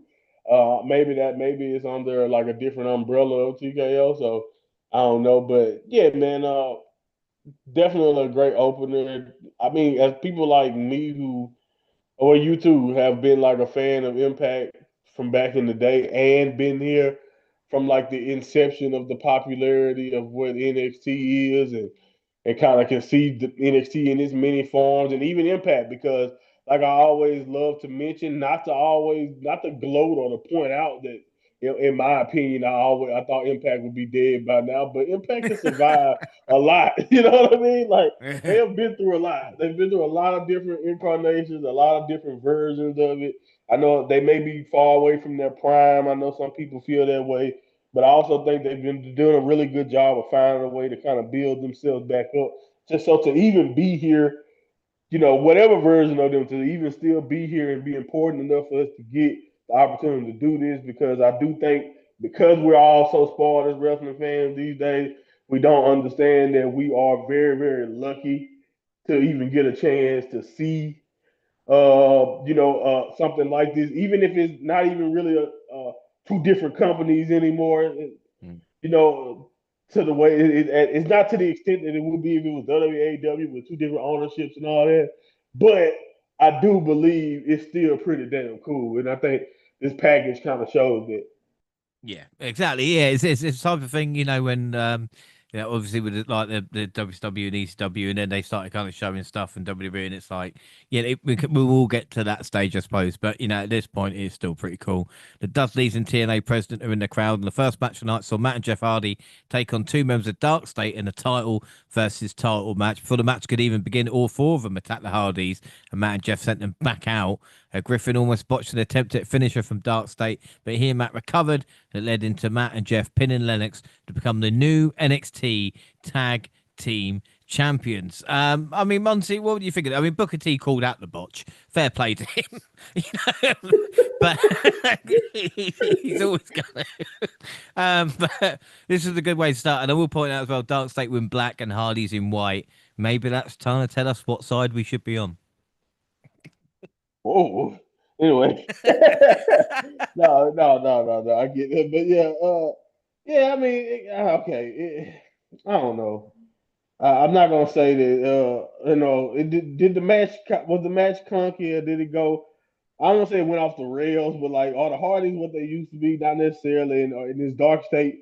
Even probably do they even are they even ready for this Mm. spot? Probably not. You know what I mean? But I don't think it was. I don't think it was horrible. But I do. I chuckle that you pointing out Booker T calling it out because you got to remember like Booker T. I love Booker T, but Booker T is Booker T, and Booker T is a tag team legend. So I'm pretty like maybe part of me may feel like he called it out just out of frustration as somebody who watch tag team wrestling. I don't know. It's hard. I feel like it's hard for him to put sometimes to stop being a teacher, but at the same time be Booker T, be entertaining. So maybe that's what it Yeah. was. That's why you got to call it out because it's like, look at that. It's a damn shame. But you know, I don't think it was bad or horrible. I think Dark State is green, and I think the Hardys have been working their style and working a certain style for so long that I don't know how much not how much experience, but I think when you work as much as they have, because the Hardys are still really active. Like they don't just do Impact; they show up in a lot of different places, and it's just like it's like in the middle of one of their bookings. Now they got to work this super new team and we got to act like we got to build some type of chemistry, and that's really tough. But I do think it says a lot about where we are right now in our tag division. That not only was I rooting for this for like an impact win, but it was also because, like I mentioned, I feel like where we are as a tag team, the eventual Hankin Tank or whoever it is that's probably going to win the belts back in NXT from the hardest will probably be more interesting than what we have going on right now. Because at the end of the day, at the end of the NXT's tag division is on. We pretty much one deep right now. We got one interesting tag team as far as in the ring and then good as a team. Everybody else got to pick it up. So I don't mind the hardest being able to run around with it and also get a nice achievement that kind of confirms. Or if you don't think they're the greatest of all time, I don't know what you think about it, but I do think them winning the only tag belts they probably never touched that exist with any credibility is pretty awesome. Yeah.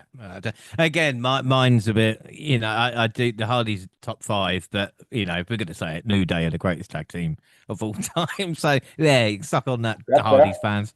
Um, Anyway, TNA won it up. The first elimination match of the night featured the women in action with Cassie Lee, Jessica McKay, Mari Sade, and Kalani Jordan making up the team of TNA. While, of course, Jane, Sol Ruka, Lola Vice, and Jada Parker made up Team NXT. Jordan Grace was the referee since they had no other plans for her in this match. And Jordan and Jane started the match since they're both the team captains. It took until the first break for the first elimination to take place. Sade scored the first pin, but she was taken out by Ruka almost immediately afterwards. Team NXT had a big advantage with Jordan being alone against three of them, but their own issues almost got in the way. Jane scored the win for the team NXT, but Jordan almost made a successful comeback. We got the eliminations, which Sade eliminated Parker, Ruka eliminated Sade, Vice eliminated Lee, Vice eliminated Mackay, Jordan eliminated Vice, and then finally Jane eliminating Jordan to win. And also say five of the eight women in this match had a title bout, with Soul having two. Anyway, Monty, enough about facts. What were your thoughts? Yeah, I mean, this is okay. I mean, I didn't have a problem with it. It wasn't offensive. I do think that, for about the amount of time a match like this takes to kind of put together, it's kind of you know, I don't know how ready everybody was, but I don't know. I do think Impact kind of ended up looking like stepping stones, but when you really think about everybody, if you think about like I mentioned earlier, the team that they kind of got, it's just kind of like I can't feel too bad because it's like everything is believable based on what we know about these teams. Like Impact team is just if we just gonna be honest about it, they're just weaker. And I think the match kind of played out that way, even though I do think it would. That's the reason why, again, I think you mentioned it and you kind of touched on it. That's why I don't want to stay on that point about what happened to Impact Women Division. But I do think, and maybe it would have been Marshall, or maybe it would have been somebody else, but a young or somebody that you want to put the division on their backs going forward would have been perfect for Impact's Kalani role, in that opinion.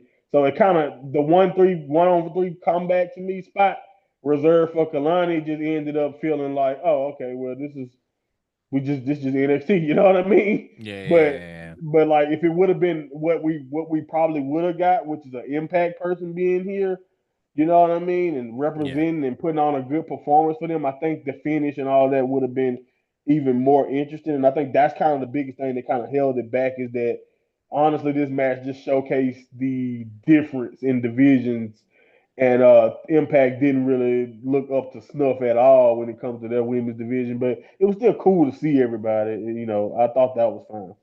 yeah. No, I think you're absolutely right, though, and I think that is the issue at this moment in time. It just felt like NXT versus NXT light, you know. The Moonsault Right. Facade, they completely missed Parker, but there was a lot of spots missed in the OK match. I didn't like the crowd doing the Mexican wave, but if it's soul, I get it, but it's a slippery slope to get your attention off the matchup, you know.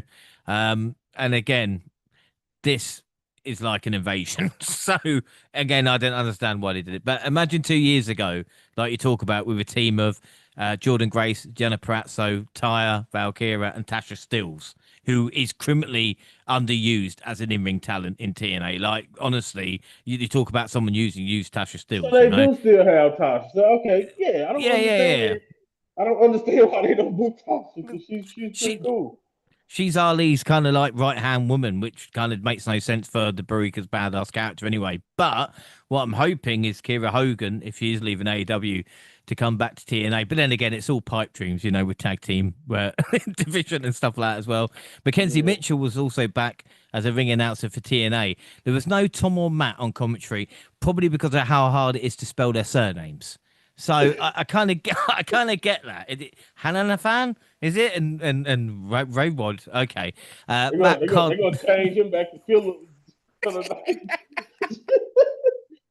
Yeah. Hey, Tom Phillips and Matt Smith, come on down. Matt Cardona apologised to Ava, but didn't mean it. He will face Josh Fisk next week. We've got Mustafa Ali versus Ethan Page, North American title. Ali go back to Ali to the corner during their initial lockup, but Ali didn't back down. He had a great exchange of holds and counters that led to Ali almost winning with a black slide. Page tried to leave the match early, but the challenger pulled him back in the ring.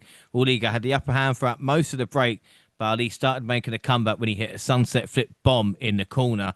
Page and Ali worked perfectly to blend their styles for this bout. After several close 2 counts, Page was able to get the win to retain his North American Championship. Monty, people forget how good, I think you mentioned earlier, how good Ali actually is, and Page obviously was his normal excellent self.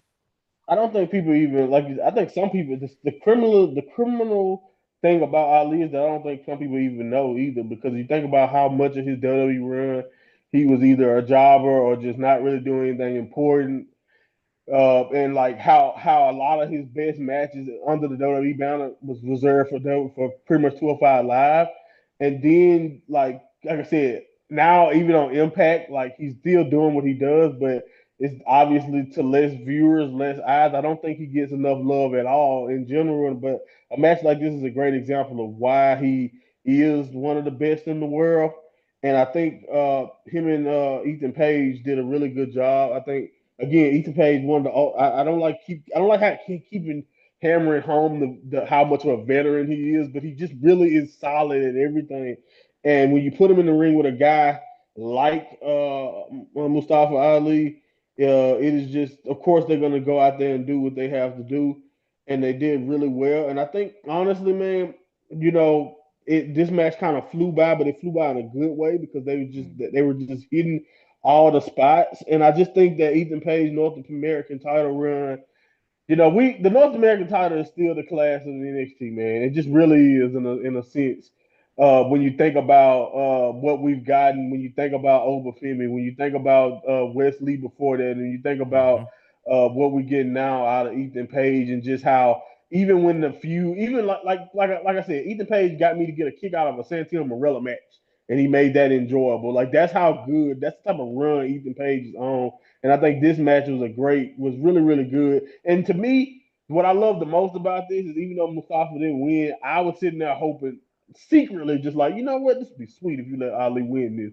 But it didn't happen, and I understand, of course, why, because we got so much still going on with Ethan outside of this. But I thought this was a really good match.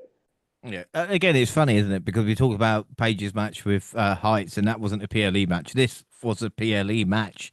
You know, with the effort both put in, and Ali always in his matchup. I was thinking about this. Always has like a holy shit moment, or like a bump he takes, like a Javon or something like where you just think, fucking hell, Ali. Like honestly, it's so good. And having his old W music lead into his current music was great. The only thing that would have made it better if Ali would have won. You know, like talk about, and again, the mic cord made it more interesting because I'm not sure if that was planned or not, but it kind of bled into the matchup as well, didn't it? You know. Yeah, exactly. Like I don't know how planned all of that was, but yeah, it Yeah, worked. I don't think he It meant to really, kill Booker and Vic. Yeah. it really did really well. But yeah, exactly. Ali has always kind of had that thing about. As a matter of fact, that unfortunately that might have played a role into why he spent a lot of his time, or a big chunk of his time, getting beat up because he's so Mm. good at giving you the moments that are like, wow, what the hell is that? What did I just witness? So yeah, man, he's always been just very very high class and high caliber talent, and this was another showcase of it. Yeah, Dr. Wagner still has issues with Page and Lexus King thinks it's Tavian Heights, but it's not. Hilarious. Joe Hendry served as the official for the main event with Javon Evans, Trick Williams, Miles Bourne, and Ricky Saints taking on the team of TNA, Leon Slater, Moose, Frank Kazarian, and Mike Santana. Slater and Evans were preparing to start, but Trick and Kaz tagged himself in so they could get the action started. Surprisingly, Bourne was eliminated for the first break to give TNA the advantage very early.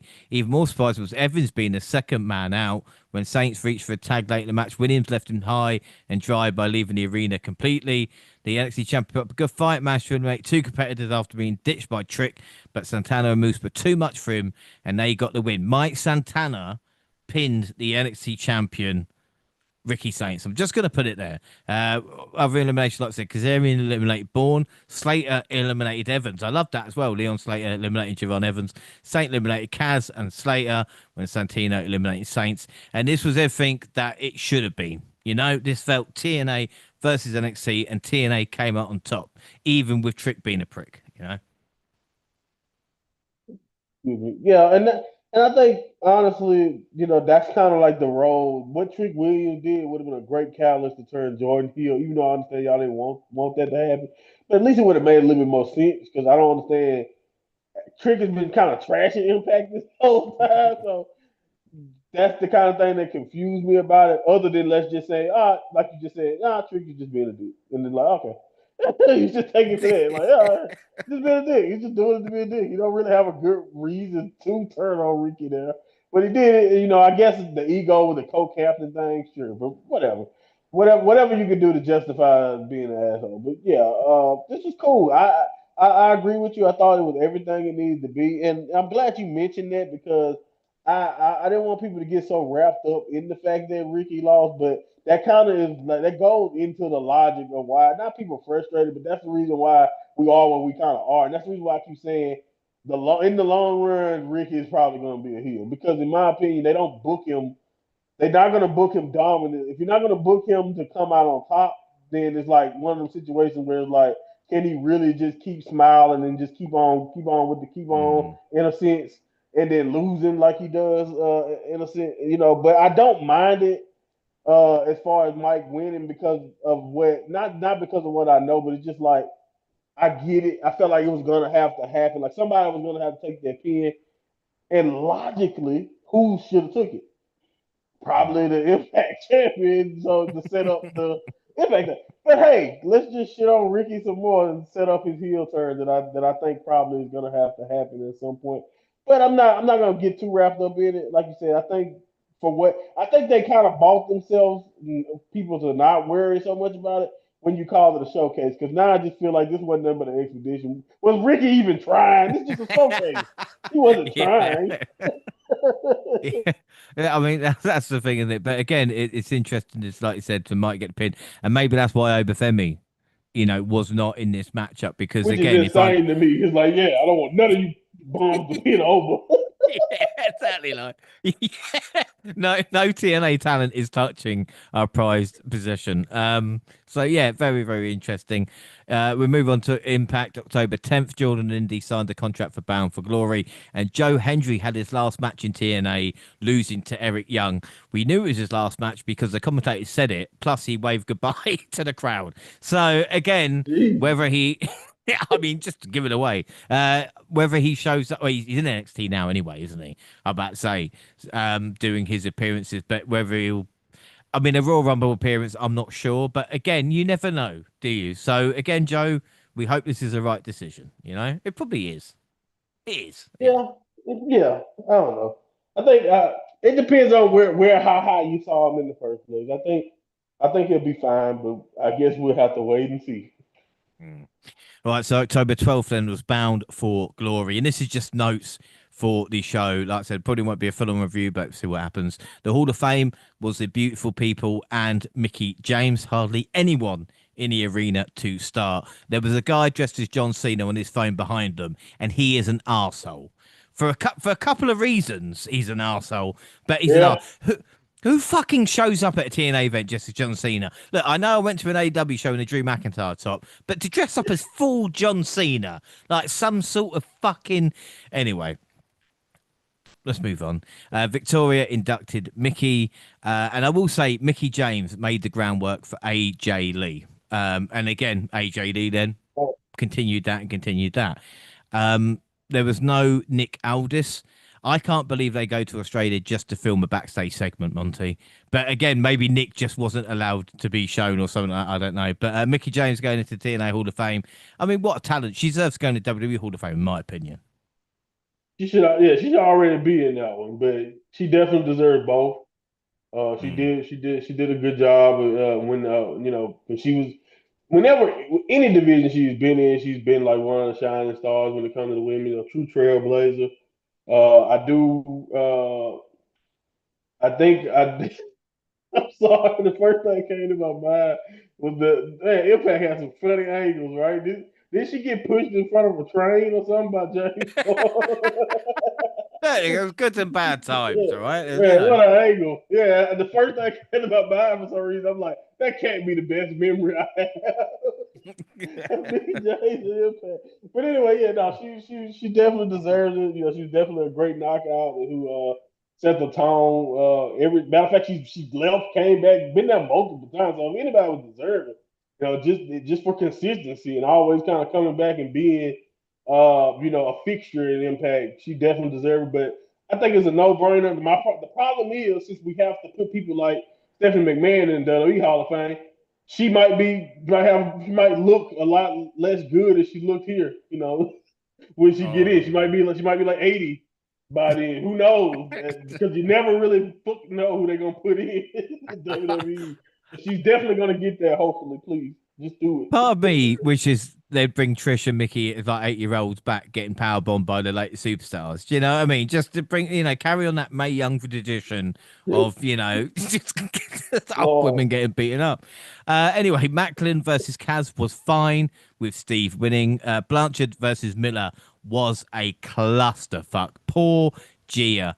Tessa won, but my God, I mean, Gia probably got in about 30 seconds of offense, and there was oh, still a couple I of be botches. I be forgetting about another person that we don't want who could have been in that Impact match. But it's like, nope, yep.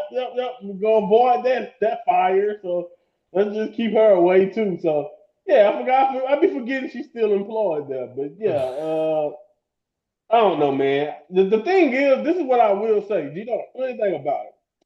I got my opinions on Tesla, as many people do, and as they probably should, because she has not done a good job of trying to change any of those narratives or anything about her. She kind of, she is who she is. I think the way it's kind of like her thought process when it comes to that. But the funny thing about it is, I used to be one of those people who at least thought that she was good enough in the ring to where maybe in a few months, like we see what's going on with like a Brock Lesnar. Like it's kind of like what you mentioned about Brock Lesnar. It's like the Brock is not even trying in the ring, and the fans still screaming for him. So you know, somebody with this in this situation is like, why in the hell is the match quality still so shit? Like, has she just phoned it in? Has it become a check for her? Because from what I remember, she at least was solid, before she kind of the book kind of got opened up on her, or does that affect your aura in the ring also? Just like people thinking or finding out you're a horrible person. Maybe that screws up your wrestling too. Her last 6 months, literally, she attacked Gia Miller, I think maybe at Slammiversary or one of those shows, and then got Yeah, suspended up until Bound for Glory. So I don't know what they're doing, but it's like, wow, the fines in TNA are quite bad. We got the Call Your Shot Gauntlet. The best spot was Santino in it, but only for a couple of seconds. Like always, because TNA loves being like WWE, doesn't it? They forget he nearly won the Rumble back in what was it, 20? I want to say 2012. And I'm gonna have a lot of people. yeah, 2013, yeah. 2014, It was the whatever the big one. longest. Whatever the Yeah. 40 man one was, yeah, we all know what we're Hmm. talking about. Anyway, the crowd hated the double winners, which was Nick Nemeth and Kaz. I have to ask, why Kaz? Like, what has he got to win it 2 years in a row? Like, and again, the fans were just like, bullshit. They fucking hated it. And it's like, well done, TNA. You know how to get them on side, didn't you? Not to Like, mention it what? was a weird, ugly double pin. Cass lost his title literally earlier in like less than 10 minutes. Like, why the hell are we do? What are we doing, man? Just let Nick win it or whatever. Why? I don't get it. But again, this is one of those times. I know a lot of people love to say, "Well, WWE basically owns Impact." No, look at the way they book Impact. Impact is still Impact. Yeah, Look at some of these it's true. decisions they make. Impact is definitely still Impact, man. The knockout starters online. Clarny Jordan beat Indy Hartwell in an okay match. What was the Indy's family was there to watch her lose, obviously, but it seems that Kalani Jordan has passed Indy with in-ring ability. I think would be the nicest thing that I could say. Which is, yeah, I agree. Yeah. Nicest thing we can say is that, yeah, Kalani has improved and Indy is Indy. And yeah, I mean, I don't know what to say. Yeah, I don't know, man. I don't know, man. Do Kalani gotta lose to the chin? Like, is that what's gonna be like? Oh God. Again, who can take the belt and lead Impact into the future? Do you have at least one woman, like you said, but maybe Tasha Steele, like you mentioned earlier? Like we Yeah. need something because Impact is drowning right now when it comes to the future of their women's division. We need something, man. Yeah, we got the Hardcore War, which was Order 4, which is Mustafa Ali's group, Hmm. versus the System. Let's not forget, I hate Eddie Edwards, but that's for different reasons. But credit to Alicia Edwards, who I hated for quite a long time, In a but she long took a time. couple of good bumps in this matchup where I was like, you know what? Credit to you. And I liked Agent Zero, or what I call him, Little Bill. Because again, I don't know where they're built, but he's got to be related to Big Cass in some way. I'm pretty fucking sure. Ali brought it again and brought the show back on track. Moose got the win for his team, but again, Ali talk about a couple of holy shit moments where it was just like, why are you doing this, man? It's TNA. Like, come on, guy. Like, can't you do this somewhere else? But this was fun. Oh my God, that's such a good point. Like when you watch him and he's just out there just doing whatever, he keeps putting his body on the line, and just it's like, bro, like I get it. I know where you're trying to go. I know I understand the standard that you're trying to withhold, Ali, but man, you don't think you're going a little too hard for Impact, man? But yeah, man. I don't know. I don't know what to tell you about that other than like, yeah, Ali. They definitely brought the quality of the show back up to a decent level. And I thought it would have been nice to probably see, like you said, after all that stuff Ali does, it would be nice to kind of see Ali come out on top. But this was fine. I thought, like you mentioned, the system and having Moose. team come out on top, and the way they executed it was, pretty good overall. I Yeah. thought at the end of the day, it was a hardcore war. It was chaotic, and so you kind of can expect it to kind of go a certain way. But I thought it was pretty good, even though it did have some parts of it where I was like, okay, what the hell, what are we doing? But this was good. Yeah, like why the fuck are they still hiring Fandango? But no, Yeah, there like was what are there we was, doing? there was there was other stuff like I said, but I don't know why TNA done it. I think they did it at Slammiversary, a few shows where they take the crowd down and then have to bring them back up again, and it just you need to rise. Scott D'Amore knew Yeah, that more than anybody with a TNA, even like a monthly event was you build it up to get to a certain point, which then I was thinking, all right, we're back on track. Leon Slater versus Javon Evans. How could they fuck this up? You know, oh well, gosh, bro. well, no one told us about a time limit. Not commentary or a ring announcer or TNA rules in itself. I mean, 20 minutes, it wouldn't be half hour at a pay per view or something like this, but I don't know. Santina ordered 5 more minutes, much to the delight of the crowd, and And Dark State then, attacked. Yeah, and then just when we thought we're going to get it, Dark State attacked to make matters worse. I mean, it ruined a fantastic matchup. You really shouldn't do it on your biggest show. oh my But Dark god, State got a "fuck you guys" chant for a guy. I guess that worked in a way. But man, like, imagine it again. I'm not, but like at WrestleMania. Do you know what I mean? In yeah, like the Intercontinental title match, or even the X Division might seem more important in TNA than maybe the IC title is, and then having that when we man. expected how good it was, and it was building and building and building, and then just it's like a fuck you, isn't it? Do you know what I mean? That's what I felt. Exactly. I was just about Yeah. to say, like, this is one of the biggest fuck you to the viewer finishes and just conclusions to a match that I've ever seen, and I don't understand. I don't understand the thought process. It's kind of like everything you just mentioned. Not only is this your biggest show and one of your more important belts with a fantastic legacy, but you have, like you mentioned, young talent.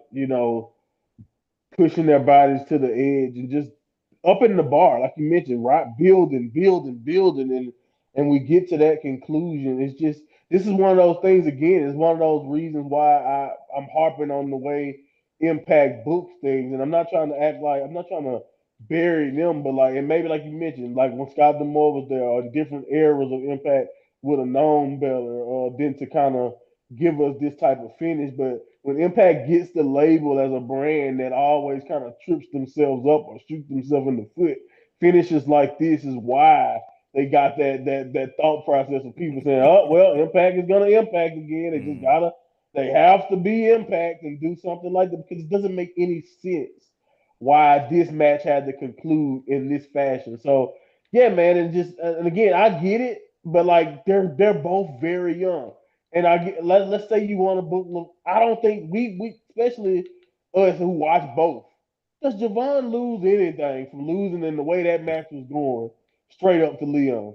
no. And then we have a partnership. We can get it back. They can run it back at Stand and Deliver or whatever. And we can just be like, remember that time I beat you, Javon, and you the NXT champion, or not even just Stand and Deliver, but like whatever. When he's NXT champion in the future, or whatever. Like it's so many opportunities that they can always call back to that, and they can be little rivals that only me and you or people who actually enjoy Bound for Glory would remember. Like, no, you remember those guys delivered that classic, and then not only was the 20-minute stipulation weird and just didn't make sense, and don't like I said, don't make sense on Bound for Glory, but then you could have just gave us a satisfying conclusion that proved that they were because John Vaughn was protected by the first draw. Just let him lose in the five Hmm. minutes in a roll up or something, and we would have been fine. We would have got a conclusion. Leon continues to champ, and it's fine. No, we don't even want to give you that. We're gonna send these boys out there, and it does nothing for them, and it's just stupid. It's just a stupid, stupid, stupid. They overthought it, and they end up with a bad result because it just sounds like somebody who was just like, how can I get out of this without having these two young talent look in some type of way, and then you end up making the entire company look foolish instead of just letting it play out and just let those two guys do what they did, which is have a great match. Yeah, without a doubt, I completely agree with you. And again, like I said, Javon losing actually adds to his journey of not being able to win in big matchups, you know. Right. And it seems that it's weird that I don't know again if it's WWE fault behind it. If it's TNA, then it is just Yeah. mind-boggling that they've done It's it. just stupid. But to have maybe have a rematch where it's like, the result is on NXT TV and they can go, look at this great matchup that we've got, between Evans and Slater. Maybe, maybe not. I don't know. Like, again, it just seemed really fucking weird, especially how important the X Division is and your biggest show of the year to do like that. Where, like you said, I don't think Javon would have lost anything, in defeat. And Chris I agree. Bay, I'll God, reiterate. If it was WWE, then I 100% agree with you. Then yeah, because that is up their alley to try to do that. And if that's what happened, then yes, I forgive Impact. But it's like until the end, it's just like you said, if it wasn't high sent by the higher up or by Impact wanting to protect it, or WWE wanting to protect it for later, it's just a major blunder. yeah, without a doubt. Chris Bay did the attendance. It's good to see Chris. He said the attendance was 7,794. It was the biggest show in America, even though they had empty seats dotted around, especially with hard camera. I don't know if you noticed it, Monty, but they had to lower Yeah, like the hard cam because of all the seats behind. And it's like, but if you're WWE or whatever it is, you take the fans who were further away and put them there to have it. yeah. Do you know what I mean? Like, Move it up, it's right? simple fucking thing, isn't it? It's just simple. And they just don't. And again, I will credit AEW and WWE for making their shows this year, especially this year, looking like there was a lot more people. Especially like All Right. In. When we talk about it, I thought there was more than like 20,000 there, and the Australia show as well. That we haven't done yet, of course, Crown Jewel, but that looked like there was more than like 14,000 people there. Anyway, carry on. Carry on. 11 years since they last faced, they would face for the last time in one last table. Hardys versus Dudleys. What reception they got. Spike was there. My God, Spike. Is it really 25 years ago when these guys hooked me as a young lad? It was No Mercy in 99. The Hardys versus Edge and Christian. And then I remember the tables match at the Rumble in 2000 between the Hardys and the Dudleys. And then who can forget the Triangle Ladder match at WrestleMania in 2000 and the two TLCs. I think it's near enough perfection with a series of matches if you count it like that. I know we've never done it before, but I think those matches stand up with anything else. As for this one, I don't know. Matt Hardy gets caught with an early 3D from Bully Devon. Moments later, Devon shows Jeff what's up with the what's up headbutt. Jeff is sent through a table with a 3D and then soars off the top of a ladder with a swanton, reminiscent of WrestleMania 2000, putting Devon through multiple tables, but nearly hit, I think he hit his head on the ladder as well, which shows how difficult it was. And accepting defeat, Bully allowed the Hardys to put him through a table. I mean, I didn't mind the finish and the boots left in the ring by Dudley's. And this was kind of a love letter, like we say, to those matches and what we've seen rather than kind of being an instant classic. And I thought this was very well done. Yeah, I chuckled because Bully Ray, I think after this got on his show or the radio and was talking about how he definitely thought this was a 5-star match because of the way because of the energy from the audience and all of that. And I just chuckled to myself and just like, yeah, he's not biased at all by that thought process, But I get what he mean. Like it's something you'll never see again. It's rare, and it being the Dudley's final match with them kind of confirming it with the gesture at the end there. I agree with you. It's just definitely a love letter, and sometimes you wish that we was in that utopia type situation where a Christian Cage and an Edge could be in the crowd or Mm. something like that too, and it just But again, it definitely closed that book, and it definitely was like a love letter to that style. Wasn't the best thing I ever seen, and it was definitely. You definitely can see why this is probably someone's last match, but I don't think, like you said, it was even meant to be anything other than that love letter slash showcase to their history and to a lot of the stuff they did in the past. And I think just for that, and just for like the emotions and just for the nostalgia and all of that, that it kind of dredged up. If you remember those original, that original feud and all that, I really do think it was top notch stuff, almost just from that. But yeah, was it perfect or was it the most interesting thing or breathtaking? No, but I do think when we consider everything and the fact that Devon was basically fresh off his couch and all this, I thought they did really good. Yeah, I mean, like Devon came out Yeah, of yeah. nowhere having to do this. So, yeah, man, I thought this was really good. And I thought it definitely, if you were like, especially for us longtime fans who remember those initial TLCs and how they kind of built it up, it definitely made you feel like, you know what, this is pretty cool. You felt a couple things. You either was like, this is pretty damn cool, and shout out to the Dudleys, and I wish them well, or you was like me and you felt a mixture of this was cool, but I'm getting old. Yeah. Well, yeah, it was a mixture of yeah. I enjoyed it. I thought this was alright. I'm getting old, but I'm glad it's done. Do you know what I mean? Like, I'm Right, glad there's a right. line underneath it now. And like I said, we can dream of the Hardys versus an Edge and Christian match before their retirement. Surely we can work it out. Hopefully. Much like Nakamura versus Tanahashi. We got the main event was Trick Williams versus Mike Santana for the TNA title. Conan was there with Mike Santana. He didn't just show up randomly thinking it was Wells Collide or anything like that. Santana hit one final spin the block and became the new TNA World Champion in a great match. This was TNA's moment. Carlos Silva was there to hand, I say nearly said Trick then, to hand Mike the title, who celebrated with his daughter. And it was a lovely moment for TNA and just what they had envisioned, I guess, when they first started this plan with Trick. And I should say as well, credit to Trick Williams. Yeah, man, I thought this was good. This is a thing, and it's like I got two thought processes about it. I thought this was really good. I thought Trick Williams gained everything that you possibly can gain and more when it comes to experience and all that. As with being champion, he got something that again he got an achievement that no matter who you are, the Overfemis or Trick or Mello, whoever you are, Ilya, none of them can say that they was able to be NXT champion, and Impact champion and just like kind of carry two brands during their run in a sense. And I think creatively he did what he needed to do. And then we also was able to get the payoff of crowning a new champion, the emotions, the family, you know. So I thought that was really well done and it was good. But I will say that impact got an impact sometimes. And instead of doing this probably months ago when they could have, we kind of had to put it off to get here. So it's like I kind of get both sides of the argument where it's like this is exactly what we wanted, but we wanted it. We knew it was coming and we wanted it months ago. And I do think that kind of is an element of the match. But at the end of the day, like you said, this is the end goal. This is what we were all waiting on. We crowned us a new world champion, and Trick got the experience, got what he needed out of it, and I think that was just an A plus. The way everything kind of worked out in this regard is an A plus, and it leads me again. It goes back to my question now. Now we just need to figure out how the hell are you gonna get that. How are we gonna do the women's division, or do we just gotta have Kalani act like she was Yeah.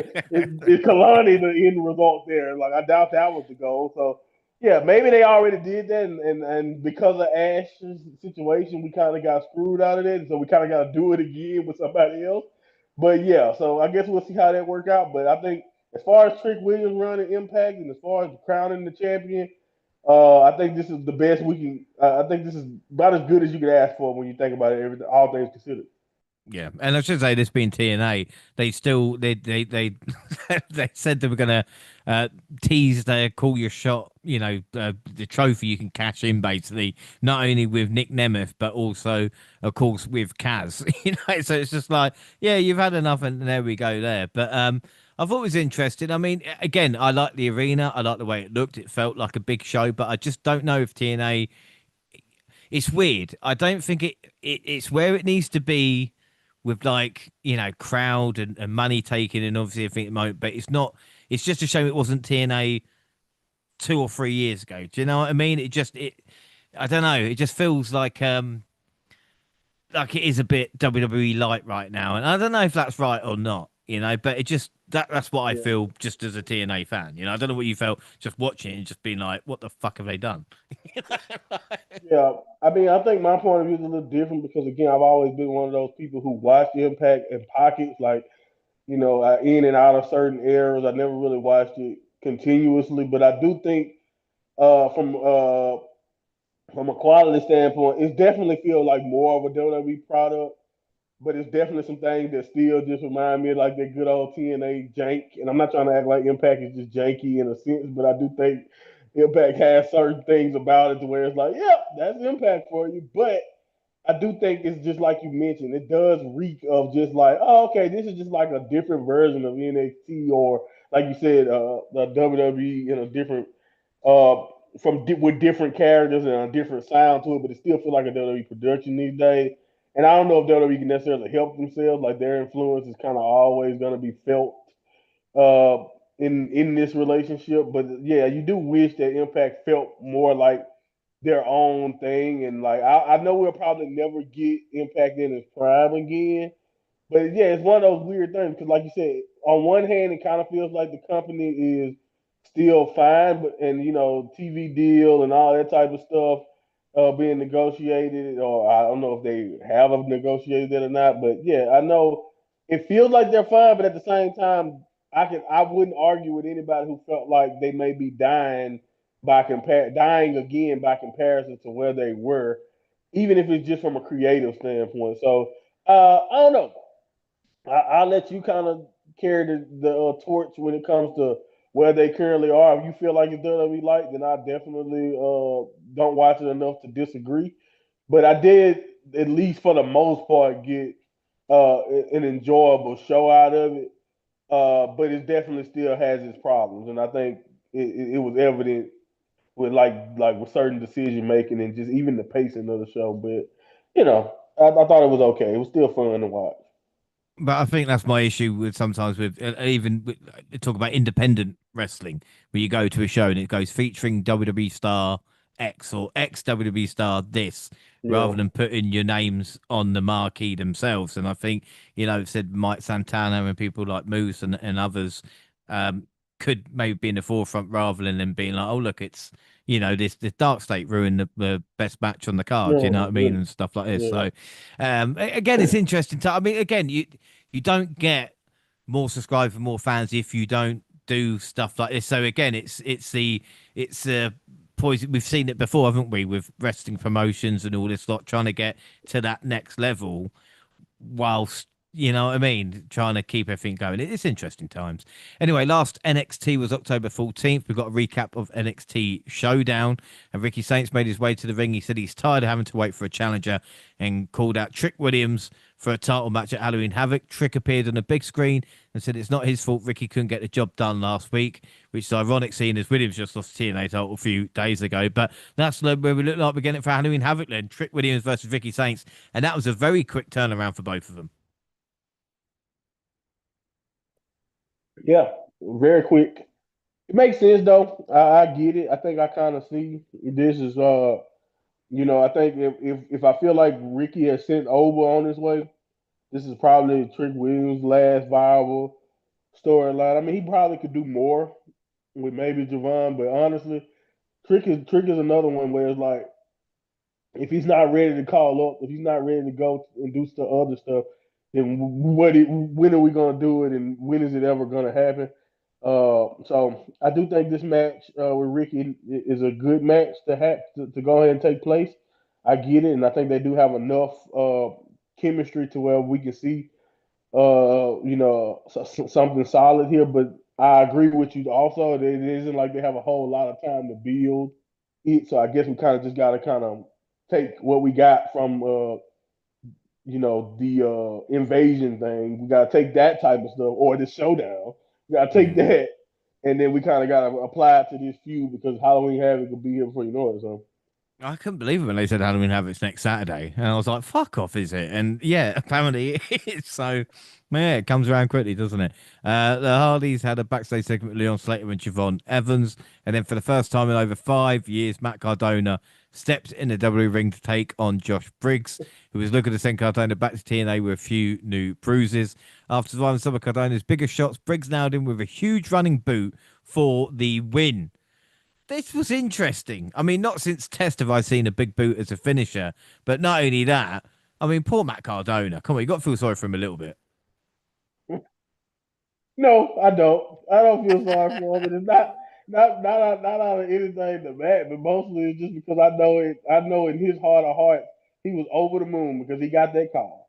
You know what I mean? He Yeah. got that call. He was able to come and do something again for WWE, and even if it is putting over the young talent. I mean, that I honestly do wonder though, do this open Matt's eyes in a sense to probably where they look at him at, even with all this work he's done. Like, yeah, even if we do call you back, we're probably just gonna call you to put over some new guys. I think he loved WWE so much that he'll accept it in a heartbeat. So, Yeah. so I think at the end of the day, you take what you can get. This is fine. Good for Briggs in a sense. Maybe that's the route.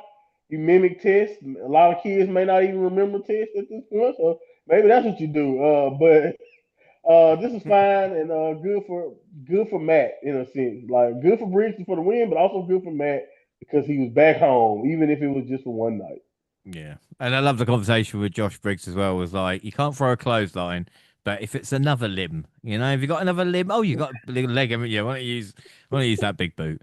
The AAA Latin American champion was in action. Dr. Wagner Jr. beat Jobber to the Stars, Lexus King. Page came out and hyped their match at Yeah. Halloween Havoc. Wagner revealed it would be a Day of the Dead match, which means anything goes. Okay. Okay. Yeah. I mean, should be good. So, for Sounds the sounds sounds spooky. Yeah. Ariana Grace got her dad to give Stacks an X Division Championship match during a backstage segment. During the same segment, Williams That's how attacked you do it, Saints Jay. and left him laid out. That is a new way of becoming number one contender now, isn't it? That is another way of just Yep, there we go. So Stacks could be X Division by the time we do a next update. Who That's good to needs know. Tony D? Who needs Tony Yeah. D? When you can. Never mind. I was gonna make a D joke. We're gonna move on.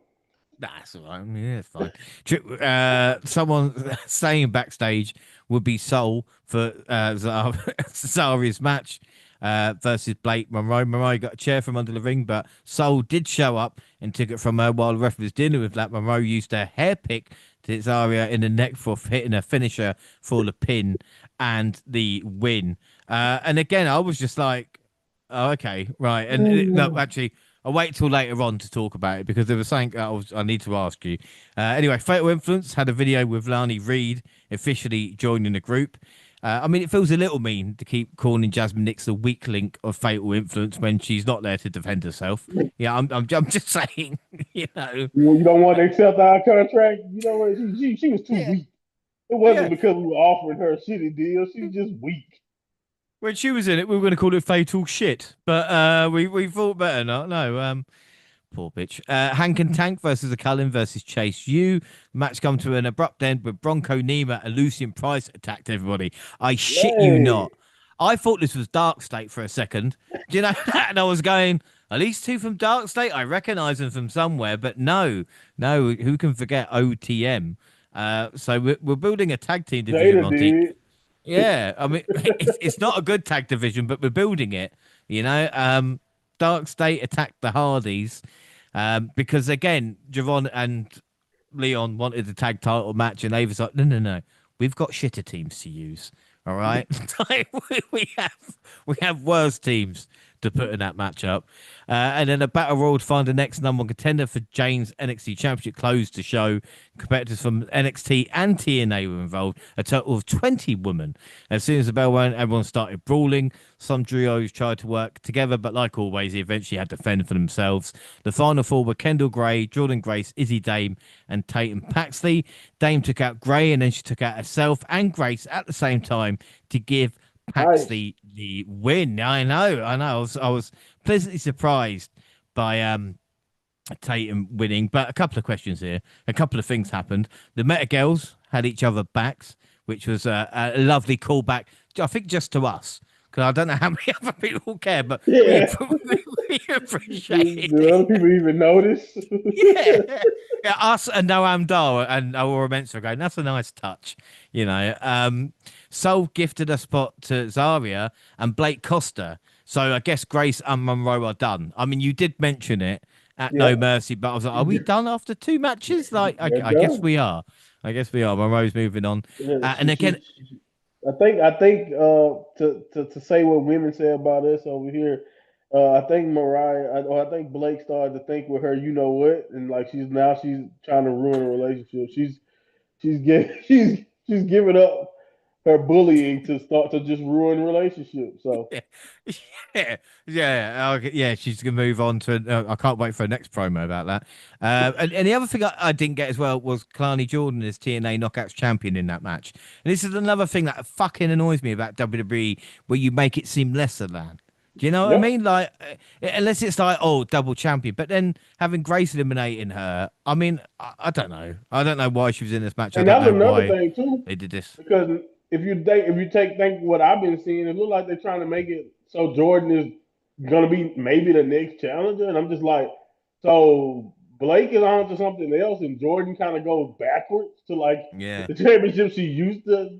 I don't know if that's where we're going. So I don't know, man. I agree. It's a lot of that didn't make sense about it.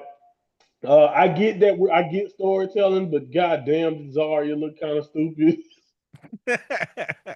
I understand she was getting attacked, but it's like she gifted you that spot and you throw it away. It's the Literally, way, just yeah. It's the way you do it. You know what I mean? It's honestly.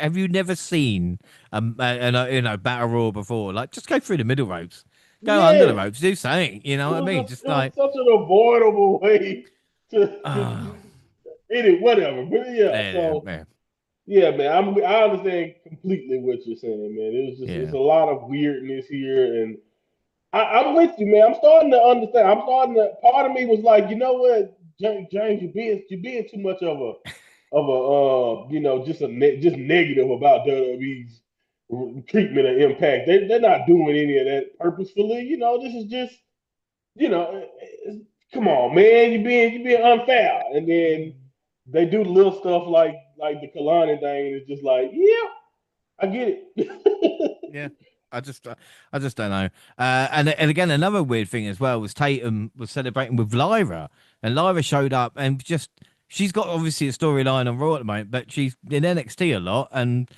again, I honestly can't remember the other. You have Izzy to live in Dame. Florida. Izzy Dame. Fucking hell, that came to me. Well done, James.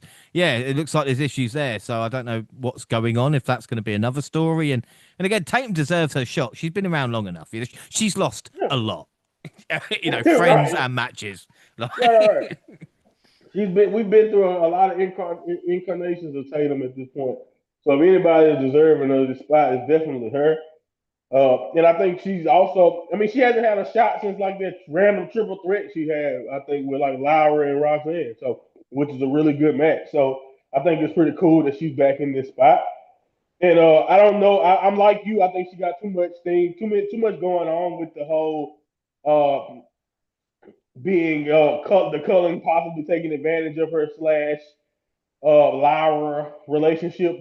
That I don't know if that this will end in her beating JC, but like I think the match has potential to be solid because I think Tatum brings a lot. Tatum, in my opinion, has flashed a hell of a lot more in the ring to me than JC has, and just in the ring. So we have to see how that turns out. But yeah, man. As far as Lyra being there, every time I see Lyra pop up, I understand why they're doing it. Because again, that's another little nod to us. Because yeah, you remember she loves Lyra, right, guys? You watch NXT every week, but at the same time, it's like not only is it not really, not only is it weird based on what she does on Raw, but and what she has going on in her own storyline, but it's also weird because I'm just wondering, like when since they do so much traveling, that'll be I'm like, please tell me you live in Orlando. Because why are you always there?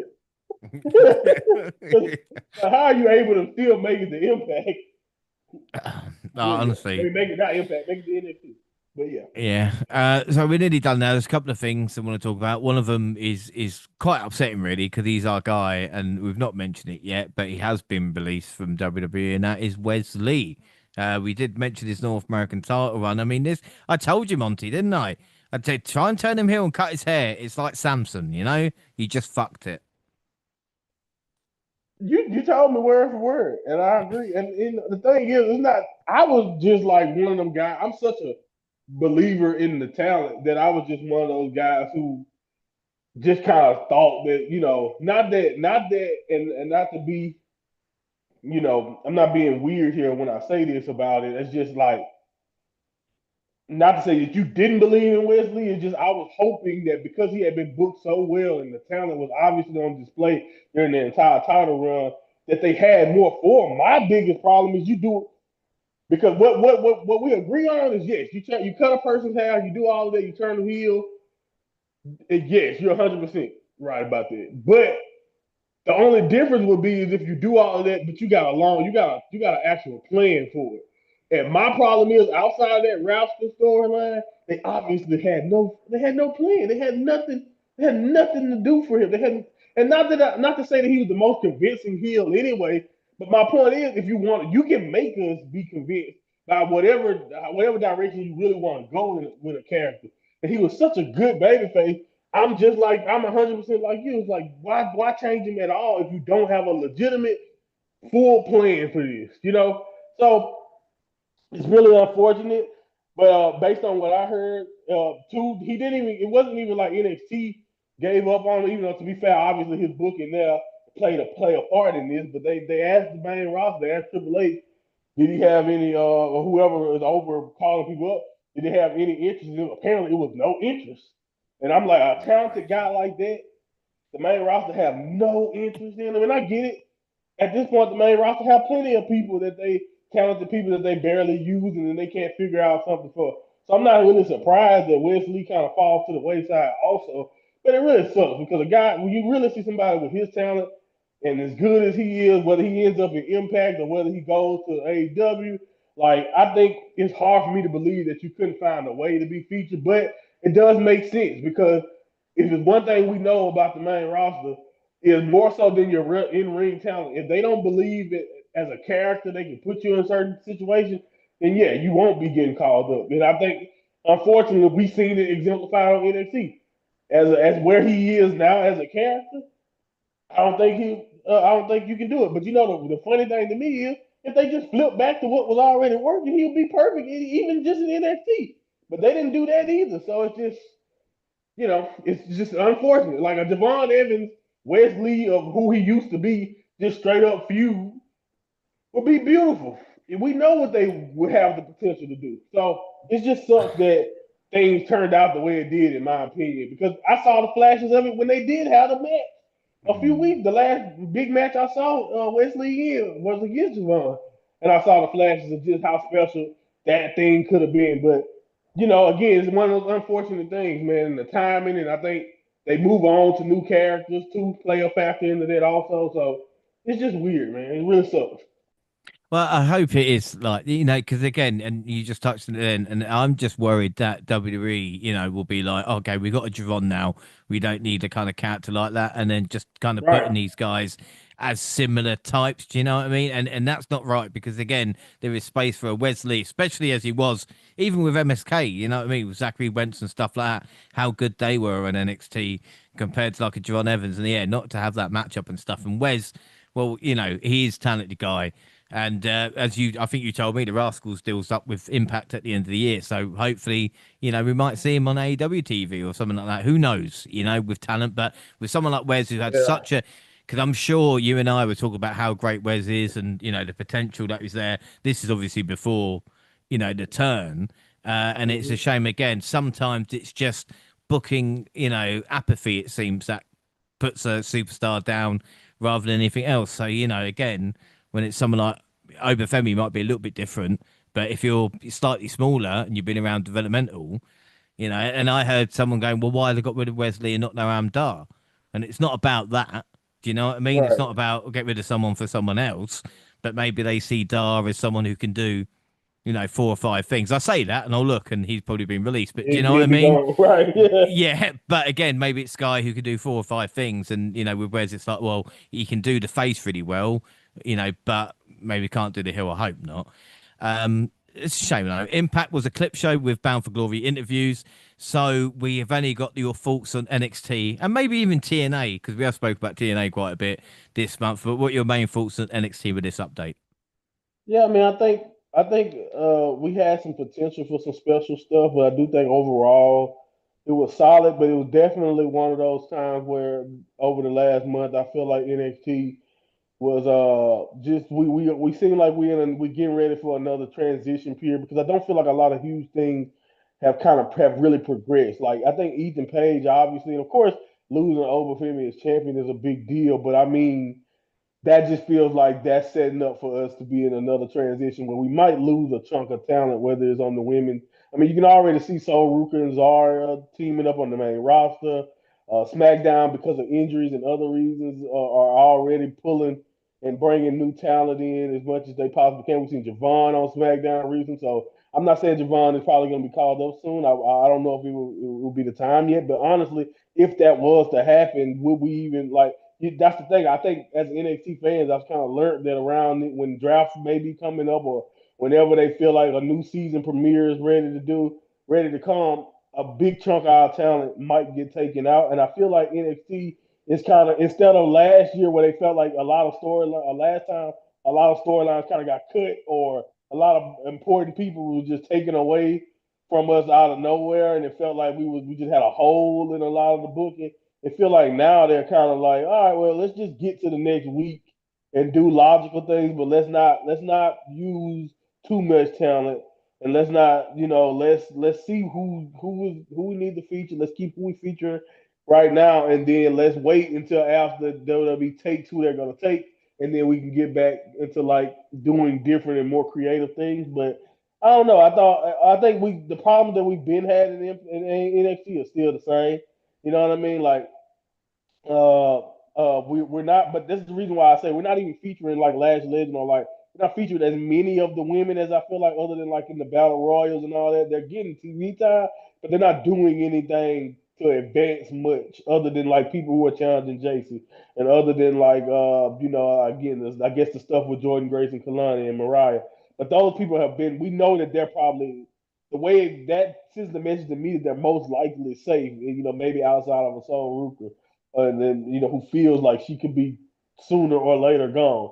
But other than that, there's a lot of the talent that they were using, they're still there, but they're not being used the same. And then the tag division, we still maybe I know I don't think OTM is going to change the world, but that is adding to that tag division, and I think we need more. And with the Hardys on top of it, we have a chance to kind of make a new team, but it's just like I think the tag division obviously needs work, but we talked about that in WWE in general.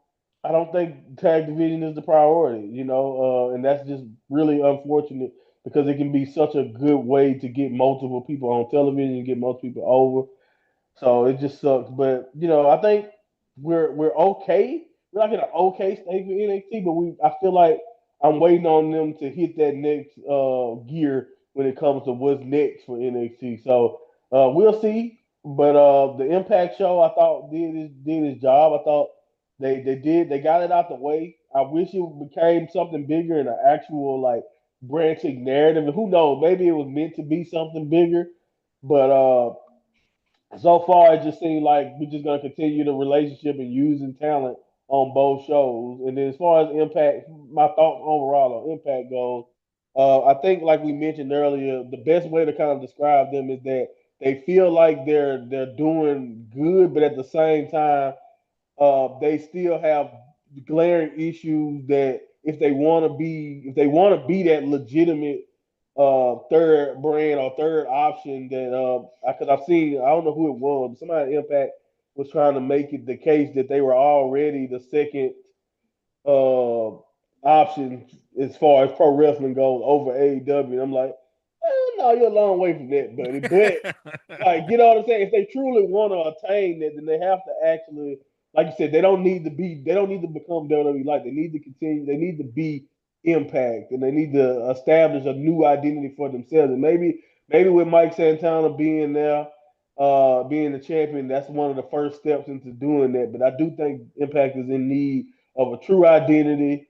They got bright spots. They got the Leon Slaves. You got the Mike Santana. You have things that I think is doing good in Impact, but I do believe that they are also kind of in a stagnant place too. Yeah, yeah, it's really weird, isn't it? After the biggest show of the year, you think TNA will push on now, but it feels like okay, let's wait to see what NXT does, and that will show what TNA will do at the start of the year, even with the kind of they've got no recordings at the moment until they're doing going back to Full Sail to do some live shows, which I think is middle of November. So whether we'll just get clip shows, I know this week's was and next week will be. So it'd be interesting if they have like a shutdown and then we'll see like a new season, so to speak, with TNA. But like I said, NXT is our bread and butter. But again, it would be interesting. And finally, we should mention, talk about releases, Ridge Holland. He broke his foot versus Moose and has been released. And Monty, all I would say is what goes round comes round sometimes, it seems. Yeah, man, I couldn't put it better. I mean, Yeah. do I think WWE, do I think that could have been handled better, or I don't wish that on any talent, at least the result of at least how things turned out. Of course I don't, but at the same time, to like you mentioned, it's very, very, life can be poetic like that sometimes. So Mm. yeah. Yeah, very, very interesting. So that is it. Don't forget, we're across all social media. X at the Double N Podcast. I'm at the Double N Pod James. You can find the entire Double N team on the banner. Monty, where can people find and follow you? At my Monty Pod on Twitter. The Double R also on Facebook and Instagram. Send us an email to Double R Podcast at gmail.com and YouTube, the Double R Podcast, where we're celebrating 10 years of the WNR with shorts, universe mode, and clips for any event we go to. Oh, the podcast is live on YouTube and also on SoundCloud on your phone, also Spotify and iTunes. But you can download, subscribe, rate, and review there. That is it. Our next episode will be in 2 weeks' time, and it's Wrestle Dream. And don't worry, we're back in 2 weeks for Wrestle Dream, and then it will be Crown Jewel, and then it will be Halloween Havoc, and there you go. We'll be back again. But until then, James Rollins was joined by the mind of Monty. Monty, I know it's quite a long one today, but I think we've covered a lot of ground in this one. Yeah, I think we did a good job, and they have such a quick turnaround with these PLEs and stuff. But when we come back next time, we'll see just exactly where we are. But I can't wait to see what happens. I'm interested to see when and how. I don't know if they announced anything, but can't wait to see where we shake out when it comes to the draft because I do think it'll be interesting to see because that does affect what NXT looks like going into the new year greatly. Yeah, without a doubt. Well, that is it. Thanks for listening, everybody, and bye.